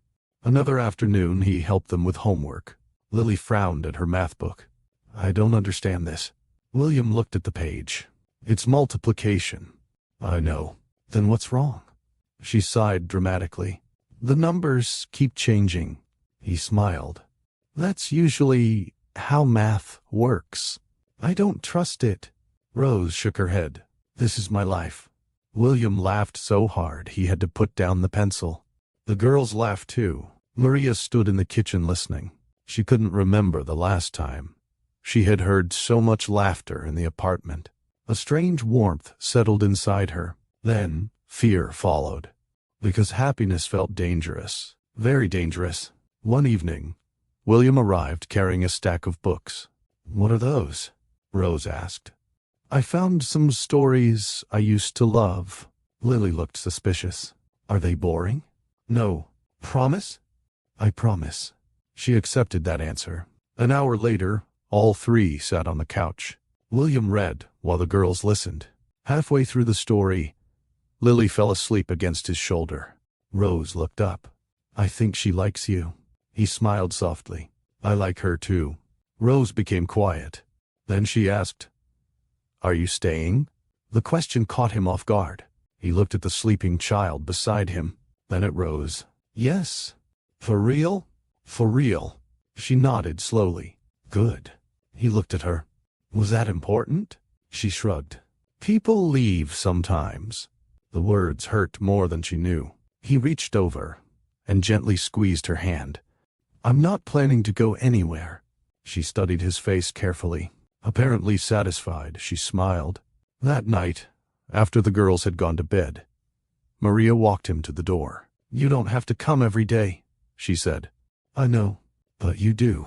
He smiled. "I missed 9 years." She looked down. I can't get those years back. Neither of them spoke for a moment. Then he said quietly, but I can be here for this part. She looked up. There was no anger in his face. No blame. Only sincerity.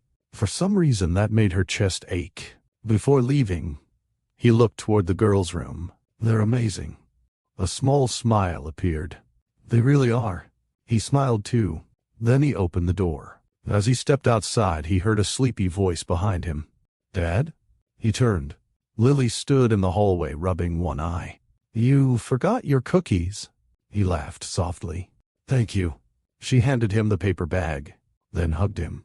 The gesture was quick, natural, like she had been doing it forever. Good night, she said. Good night. She looked up at him. You know, I think you're getting pretty good at being a dad. For a second, he couldn't speak. Then he smiled. I hope so. She nodded, then wandered back toward her room. William stood there holding a bag of cookies and trying very hard not to cry. Because for the first time in 9 years, he wasn't thinking about everything he had lost. He was thinking about everything he still had a chance to find. A week passed. Then another. William kept showing up. Not because anyone asked him to. Not because he felt obligated. He simply came. Every day if he could. Every other day when work kept him away. The girls had started expecting him, which terrified Maria.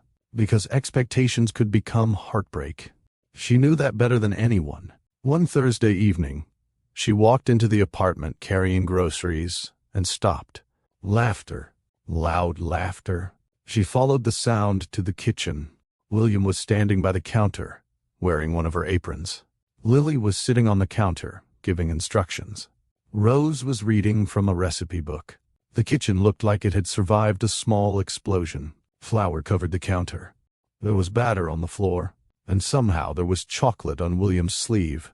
Maria blinked. Nobody noticed she was there. More milk? Lily said. We already added milk, Rose replied. Then more. That's not how baking works. William looked at both girls. I think we're making soup. That made Lily laugh. Finally, Rose noticed her mother. Mom! All three looked up. Maria stared at the kitchen. What happened? We made cookies, Lily announced proudly. Maria looked around. Did the cookies fight back? William laughed. We may have underestimated the recipe. A smile escaped before she could stop it. For a second, everything looked so normal. Too normal. The smile disappeared just as quickly. She put the groceries down. I'll help clean. No, William said. We made the mess. We can clean it, Rose added. Maria looked at them, then quietly nodded. A few minutes later, she stood by the sink while they worked. Lily looked up. Why are you watching us? Because I'm making sure you don't burn the apartment down. We're doing great. At that exact moment, William dropped a spoon. Lily sighed. Okay, mostly great.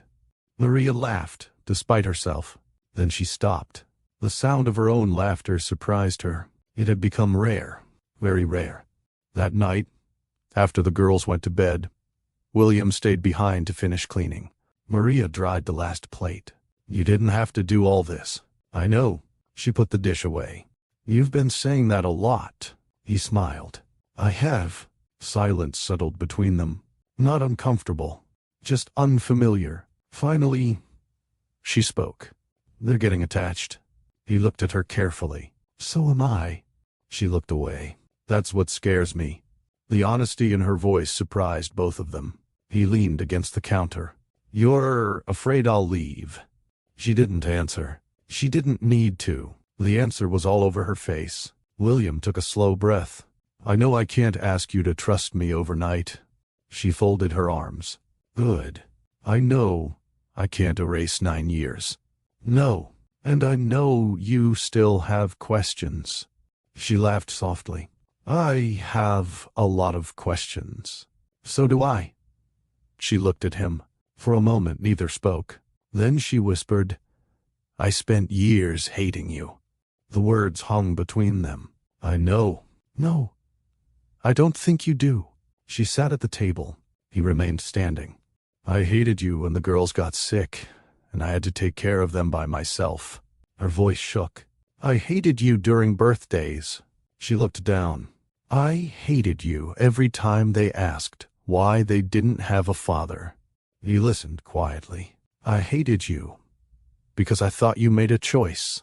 A tear rolled down her cheek. And I hated myself because I still loved you. The last sentence came out so softly that he almost didn't hear it. He sat across from her. Neither moved. Finally he spoke. I never stopped loving you. She looked up immediately. The words seemed to catch her by surprise. You don't have to say that. I'm not saying it because I have daughters now. She looked away. I'm saying it because it's true. Silence. The clock on the wall ticked softly. I looked for you, he said. She swallowed. I know. I really did. I know. She wiped her eyes. I should have searched harder. He frowned. What? I should have called more people. She laughed bitterly. I should have driven to Palm Beach. He shook his head. Maria, I should have done something. You thought I didn't want you. She closed her eyes. I know. You were hurt. She didn't answer. None of this is your fault. She looked at him. I gave up. No. Yes. You believed someone lied to you. She shook her head. I should have fought harder. William became quiet. Then he said something she didn't expect. I should have fought harder too. She looked up. He smiled sadly. I accepted losing you too easily. Neither of them knew what to say after that, because both of them had spent years carrying guilt. Different guilt, but guilt all the same. A few days later, he asked her to get coffee. She almost said no, almost. Instead, she found herself sitting across from him at a small cafe, the same kind of place they used to visit years ago. At first, the conversation felt awkward. They talked about the weather, work, the girls, normal things. Then Lily somehow became the topic. She asked if billionaires can buy the moon yesterday. William said. Maria laughed. She's been asking questions like that since she was 3. What did you tell her? That even billionaires need permission. He laughed. She laughed too. The sound came easier this time. The next coffee date happened a week later. Then another. Slowly they stopped talking only about the present. They began talking about the past, old memories, the bookstore, South Beach, family cookouts. The time William got sunburned because he forgot sunscreen. Maria laughed so hard she nearly spilled her drink. You looked like a tomato. I looked fine. You absolutely did not. He laughed. I forgot how much you enjoy making fun of me. It's one of my favorite hobbies. The words came naturally. Almost too naturally. One evening they walked along the beach after dinner. The ocean breeze felt familiar. The same waves. The same sky. Different people. And yet, not entirely different. I missed this, he said quietly. She looked at him. The beach? You? She looked away. Her heart wasn't ready for words like that. Not yet. But she didn't tell him to stop. That alone felt like progress. They continued walking. Then she asked the question that had lived in her heart for years. Did you ever get married? He looked surprised. No. She nodded. Did you? She almost laughed. No. Silence. Then he said softly, I think we both spent a lot of years waiting for something we didn't understand. She looked at the water. I think you're right. They walked a little farther. Then he stopped. So, where do we go from here? The question stayed between them. Maria looked at him. The old fear returned. Trusting someone again meant risking everything. But then she remembered something. He had come back. He had stayed. Day after day. Without promises. Without pressure. Simply there. She took a deep breath. I don't know. He smiled gently. That's okay. She looked at him. We don't have to figure it out tonight. No. We've already lost enough time. The words settled between them. Then, for the first time in years, Maria allowed herself to consider something she had refused to imagine. Maybe the story wasn't over. Maybe it never had been. She looked at William again. He smiled, and for the first time, in a very long time, the future didn't scare her quite as much. 2 Saturdays later, Maria woke up to whispers. At first, she thought she was dreaming. Then she heard a tiny voice. "Shh, she's moving." Another voice answered. "No, she's not." Maria slowly opened one eye. Rose and Lily were standing beside her bed. Both girls were fully dressed. Both looked suspiciously excited. She looked at the clock. 7 in the morning. "Why are you two awake?" she asked. Lily gasped. "She's alive." Rose sighed. "Of course she's alive." Maria sat up. "What is happening?" Neither girl answered. Instead, they looked at each other, then back at her. "We have a surprise," Lily said. Maria immediately became concerned. "Why does that sound dangerous?" "It isn't. Last time you said that, there was glitter in my shoes for a week." Lily looked proud of herself. "That was a good surprise." Rose pulled her sister away from the bed. "We need more time." "More time for what?" "No questions," Lily said. Maria laughed softly. She had learned something about her daughters over the years. When they had a plan, asking questions was useless. An hour later, she walked into the kitchen. The apartment was strangely quiet. Too quiet. That was never a good sign. She found both girls whispering over a piece of paper. The moment they saw her, they covered it. "What are you hiding?" "Nothing," Rose said. "Absolutely nothing," Lily added. That answer sounded even more suspicious. Maria narrowed her eyes. "What are you doing?" "Homework." She looked at the paper. "You don't have homework on Saturday." The girls looked at each other. Then Lily smiled. "Special homework." Maria laughed. "I don't think that's a thing." "It is now." Before she could ask another question, there was a knock at the door. Lily nearly jumped. "He's here!" Rose quickly covered her face. "You weren't supposed to say that." Maria blinked. "Who's here?" But she already knew. The front door opened. William stood there, holding a picnic basket. She stared. He looked almost as confused as she did. "Good morning." She folded her arms. "Why do you have a picnic basket?" He looked at the girls. The girls looked at him. Nobody spoke. Then Lily sighed dramatically. "Fine." She held up the piece of paper. At the top, written in colorful crayons, were the words. Maria looked at the paper, then at her daughters, then at William. "You planned this?" Rose nodded slowly. "We wanted everybody together." "You should have asked." "We tried," Lily said. "When?" "You were sleeping." Maria laughed. William smiled. The girls had apparently decided this entire thing on their own. Half an hour later, all 4 of them were driving toward the beach. Lily sat in the back seat humming. Rose held the picnic basket carefully on her lap. Maria looked out the window. William drove quietly. She still couldn't believe she had agreed to this. Yet somehow, she was glad she had. The beach wasn't crowded. The weather was perfect. A soft breeze carried the smell of the ocean. The girls immediately ran toward the sand. "Don't go too far," Maria called. "We won't," both girls shouted. William spread the blanket, then looked at her. "I honestly didn't know what their plan was." She laughed. "I believe you. They called me yesterday." "You didn't think to warn me?" "They made me promise." She shook her head. "Traitors." The girls spent the next hour building sandcastles, or at least attempting to. Lily's castle looked like a pile of sand. Rose's looked slightly better. William eventually joined them.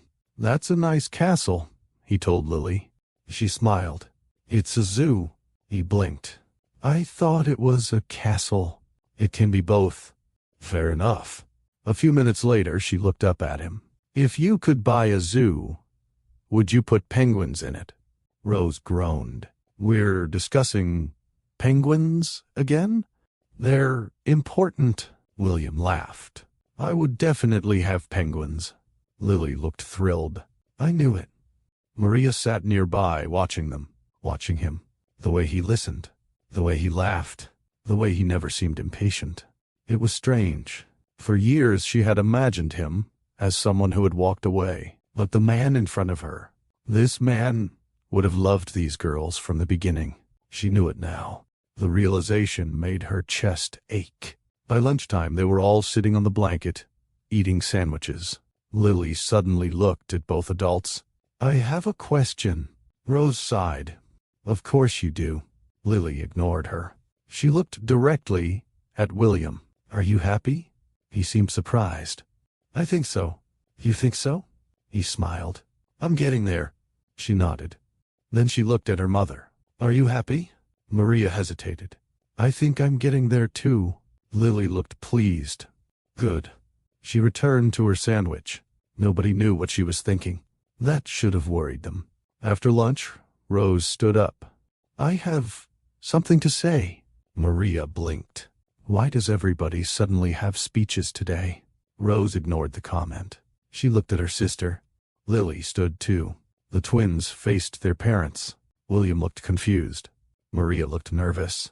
Rose took a deep breath. "We talked about something." "You did?" William asked. She nodded. "A lot." Lily folded her hands. "We decided something." "What did you decide?" Maria asked. The girls looked at each other, then back at the adults. Rose spoke first. "We already lost 9 years." Silence. Lily's smile faded. "We don't want to lose any more." The words settled over the beach. Neither adult moved. Neither spoke. The girls continued. "We know things are weird," Rose said. "And confusing," Lily added. "And sad. And kind of messy. But..." Rose looked at William. "You came back." Then she looked at her mother. "And you smile more now." Maria's eyes filled with tears. Lily took a small step forward. "We don't want everybody being afraid all the time." The beach suddenly seemed very quiet. Not because the waves had stopped. Not because the wind had disappeared. But because 2 little girls had said something painfully simple. Life had already taken enough. Why let it take more? Maria looked at William. He looked at her. Neither seemed able to look away. Finally, Lily sighed. "Did our speech work?" That broke the moment. William laughed softly. Maria laughed through her tears. Rose smiled. Then both girls sat back down as if they had just finished a school presentation. For several seconds nobody spoke. Then Maria reached out and took one of William's hands. The gesture surprised both of them. She looked down, then back up. "I don't know what happens next." He nodded. "Neither do I, but..." She looked at the girls. Rose was helping Lily build another strange sandcastle. They looked happy. Really happy. Maria smiled. Then she looked back at him. "I don't want to lose any more time either." Something changed in his expression. Not excitement, not relief. Something gentler. Hope. A quiet, careful kind of hope.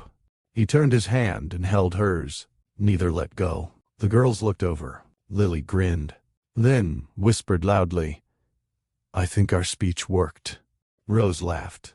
For the first time in a very long while, Maria laughed without worrying about tomorrow. The sun slowly began to set. The ocean turned gold. The girls ran toward the water. William and Maria followed behind them. Not too close, not too far. Exactly where a family learning to find each other again should be. And somewhere between the laughter, the waves, and 2 little girls who refused to give up on love, Maria finally lowered her guard. The next month felt different. Not because everything had suddenly become perfect. It wasn't. There were still awkward moments. Still unanswered questions. Still memories that hurt. But there was also something new. Peace. One Tuesday afternoon, William arrived at the apartment carrying a pizza. Lily opened the door. "You brought dinner." "I did." She nodded. "You may come in." He laughed. "Thank you." Rose looked up from the couch. "You're late." He checked his watch. "I am 3 minutes late." "You promised 6 o'clock." He smiled. "You sound like your mother." "I've accepted that." Maria laughed from the kitchen. The sound made him smile. Dinner had become something of a routine. Sometimes he cooked. Sometimes he brought food. Sometimes they all ended up eating cereal because nobody felt like cooking. Oddly enough, those nights became everyone's favorite. This evening they sat around the small table eating pizza. Lily looked thoughtful. That usually meant trouble. She pointed at William. "I have a question." He smiled. "Of course you do. When did you start liking Mom?" Maria nearly dropped her drink. Rose looked delighted. William almost choked on his pizza. Lily waited patiently. "That's a big question," he said. "I know." Maria cleared her throat. "We don't have to answer that." "Why not?" "Because some things are private." Lily looked confused. "But we're family." Nobody had a response for that. Rose grinned. "I want to hear the story." Maria covered her face. William laughed. "You two planned this." "We absolutely did," Lily admitted. He looked at Maria. She was trying not to smile. Then he looked back at the girls. "Fine." Both girls sat up straighter. "I met your mother in a bookstore." Lily blinked. "That's not romantic." Rose nodded. "I expected something more dramatic." William laughed. "It gets better." "It better," Lily said. He looked at Maria. "She made fun of me." Maria looked offended. "I did not." "You absolutely did." The girls laughed. "What did she say?" Rose asked. "She said I looked lost." The twins looked at their mother. "Did you?" Maria smiled. "A little." William shook his head. "I knew I should have defended myself." Lily looked impressed. "Mom was mean." "I was honest," Maria corrected. The girls laughed harder. For the next hour, they shared old memories. The bookstore, the beach, the first date, the terrible sunburn. The girls loved every story. It felt strangely nice, as if the past no longer belonged only to pain. It belonged to happiness, too. Later that evening, after the girls had gone to bed, William stood on the balcony. Maria joined him. The night air was warm. "You survived story time," she said. "Barely." She laughed. He looked at her. "I like hearing you laugh again." Her smile softened. For a moment, neither spoke. Then he said quietly, "Would you like to go to dinner sometime?" She looked at him. "Just us?" He nodded. She smiled. "I think I'd like that." The date happened 2 nights later. Nothing fancy. A small restaurant by the water. No expensive gifts. No grand gestures. Just dinner and conversation. At first they talked about the girls, then work, then memories. Eventually they simply talked, the way they used to. At one point, Maria laughed so hard she had tears in her eyes.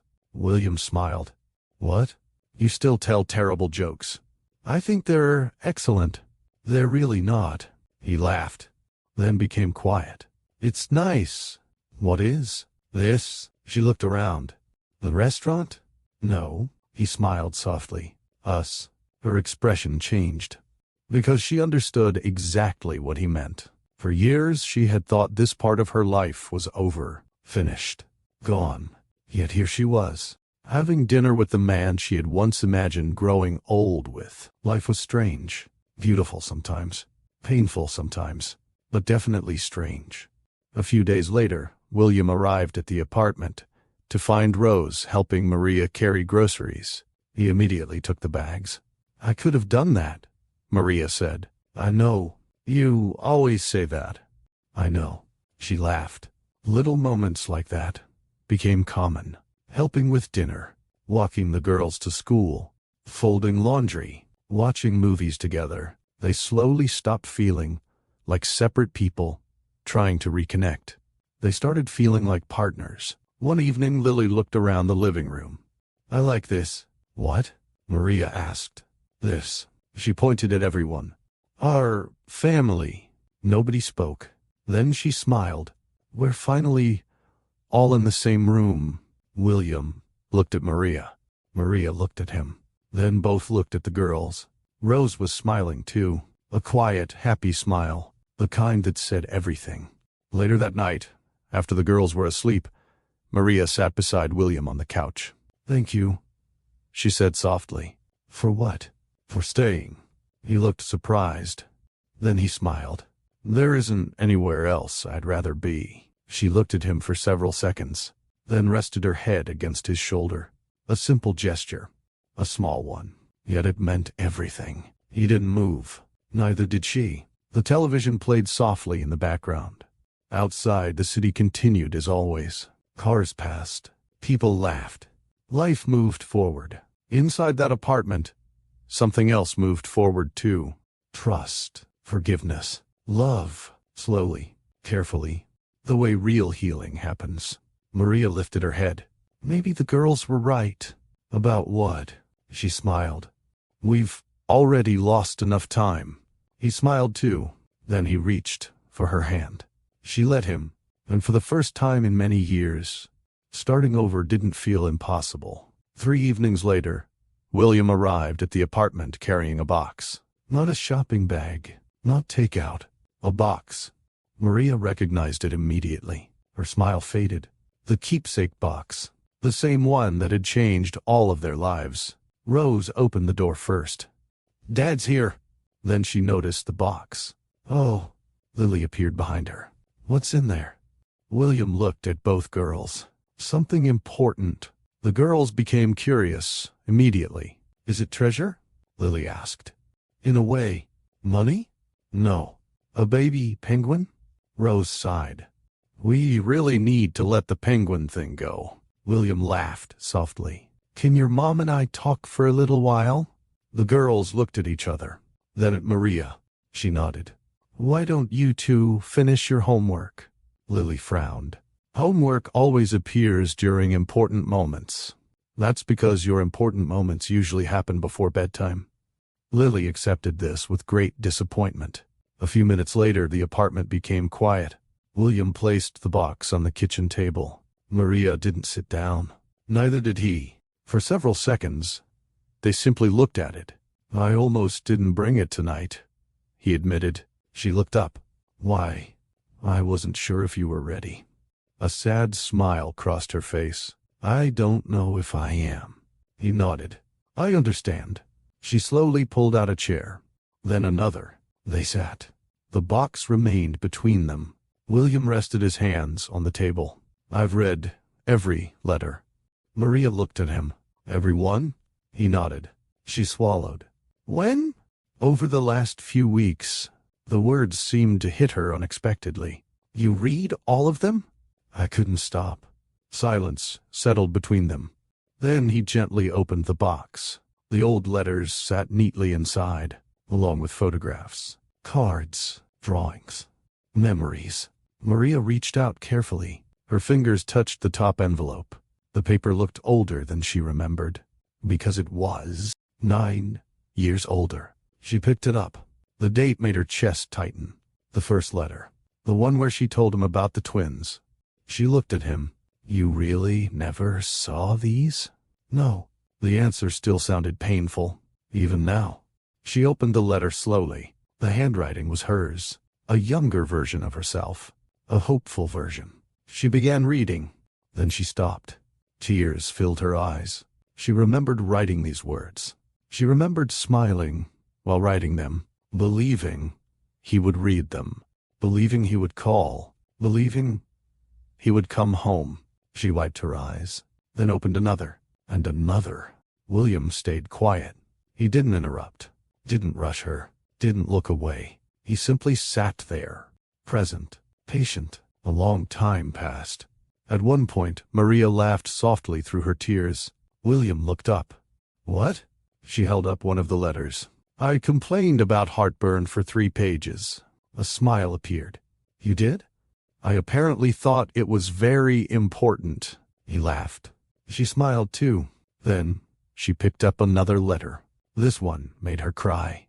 Because inside was a tiny photograph. Rose and Lily as newborn babies. She had forgotten she had sent it, or tried to. Her hands trembled. I wanted you to see them. His eyes softened. I know. They were so small. I know. She looked at the photograph. I kept waiting for you to answer. The words came out quietly, honestly, not with anger. Just sadness. He looked down. I know. Silence followed. Then he reached into the box and pulled out a drawing. The one with the 4 stick figures. Our family. He placed it in front of her. She smiled sadly. Lily drew that. Really? She nodded. She was 6. He stared at the drawing. She included me. She always did. He looked up. What do you mean? Maria smiled softly. When the girls were little, they asked questions. He listened carefully. They wanted to know where their father was. She looked down at the drawing. I didn't know what to tell them. A tear slipped down her cheek. So I told them stories. What kind of stories? She looked at him. The truth. He frowned slightly. You were kind. You made me laugh. You loved books. You had beautiful blue eyes. He swallowed. And every time they drew our family. She touched the picture. They left a space for you. The apartment became very still. William looked at the drawing again. Then at the photographs. Then at her. A little girl had drawn him into her life years before she ever met him. The thought broke his heart all over again. He looked away briefly. Then back at her. I'm sorry. She shook her head. You don't have to apologize. I do. No, Maria. She reached across the table, placed her hand over his. You didn't know. Those 3 words carried years of pain and years of forgiveness. He looked at her. I missed everything. Her eyes filled again. I know. The first steps. She nodded. The birthdays. Another nod. The first days of school. Silence. He looked down. I can't get any of that back. No. I hate that. So do I. Neither spoke for a while. Then he said quietly, I used to think success meant building a company. She listened. I spent years chasing the wrong things. You didn't know. I know. He smiled sadly. But now I do. She squeezed his hand gently. He looked at her, really looked at her. The woman he had loved. The woman who had raised 2 children by herself. The woman who had carried all of this pain alone. A new kind of respect filled him. Then he took a slow breath. I didn't know about our daughters. Tears slipped down her cheeks. He continued. But if you'll let me. His voice became softer. I'd like to know all 3 of you. For a second, she couldn't speak. The apartment felt warm, quiet, safe. She looked at the man in front of her. Not the man she had lost. Not the man she had spent years mourning. The man who had come back. The man who had stayed. The man who kept showing up. Slowly she smiled. A real smile. One he hadn't seen in years. I think we'd like that too. At that exact moment a voice came from the hallway. We definitely would. They turned. Rose and Lily were standing there. Apparently no homework had been completed. Lily looked offended. We tried to give you privacy. You lasted 6 minutes, Rose said. That's actually impressive for me. Maria laughed. The girls walked into the kitchen. Lily climbed onto William's lap without asking. Rose sat beside him. She looked at the letters. Are those the ones Mom wrote? Yes. That's a lot of letters. It is. She looked thoughtful, then smiled. Good. Why good? He asked. Because it means Mom never gave up on you. Maria's eyes filled again. Lily looked up. And you came back. She smiled. So, I think everybody deserves cookies. William laughed. Maria laughed. Rose laughed too. Maybe it wasn't a perfect ending. Maybe there were still wounds, still questions, still years they could never recover. But as the 4 of them sat around that small kitchen table, it felt like something important had finally come home. A month later, the 4 of them found themselves back in Miami. The drive had been Lily's idea. Actually, most family adventures had started becoming Lily's idea. She had declared that Saturday a memory-making day. Nobody was entirely sure what that meant. But somehow, everyone had ended up in the car. As they drove through the familiar streets, Maria looked out the window. Some places had changed. Some stores were gone. New buildings stood where old ones used to be. But other things remained exactly the same. The ocean, the palm trees, the warm Florida air. William noticed her smile. "You okay?" She looked at him. "Yeah. You seem far away." She looked out the window again. "I haven't been back here in a while." He understood. This city held memories. Good ones, painful ones, and some that were both. From the back seat, Lily suddenly sat up. "Are we there yet?" "We're 5 minutes away," William answered. "You said that 10 minutes ago." "No, I didn't." "Yes, you did," Rose sighed. "This is why road trips are difficult." William laughed. "I think we're doing great." Lily folded her arms. "That's because you're driving." A few minutes later, they parked near the beach. The girls jumped out immediately. "Slow down," Maria called. "We are slowing down," Lily shouted while running. "That isn't slow," Rose called after her. William laughed. Some things never changed. The four of them walked toward the old beach pier. Then Maria stopped. William looked at her. "What is it?" She looked ahead. The pier, the same one. 9 years earlier they had stood there and talked about forever. Neither of them spoke for several seconds. Then he smiled softly. "You remembered?" "Of course, I remembered." The girls looked confused. "What's special about this place?" Rose asked. Maria looked at William. He looked at her. Then she smiled. "This is where your dad made me a promise." Lily's eyes widened. "A romantic promise?" Rose looked interested too. William laughed. "You two really enjoy love stories." "We absolutely do," Lily answered. Maria shook her head. "You get that from him." "I'll accept that," William said. They walked onto the pier. The wood creaked softly beneath their feet. The ocean sparkled under the afternoon sun. A gentle breeze moved through the air. The girls ran ahead. They stopped at the railing and looked out over the water. Then they began pointing at things. Nobody knew what they were pointing at, but they looked very serious about it. Maria smiled. "They're happy." "They are." Silence settled between them, a comfortable kind. Then William looked at her. "I've thought about this day a lot." She turned toward him. "This exact day?" "No." He smiled. "A future I thought I'd lost." Her expression softened.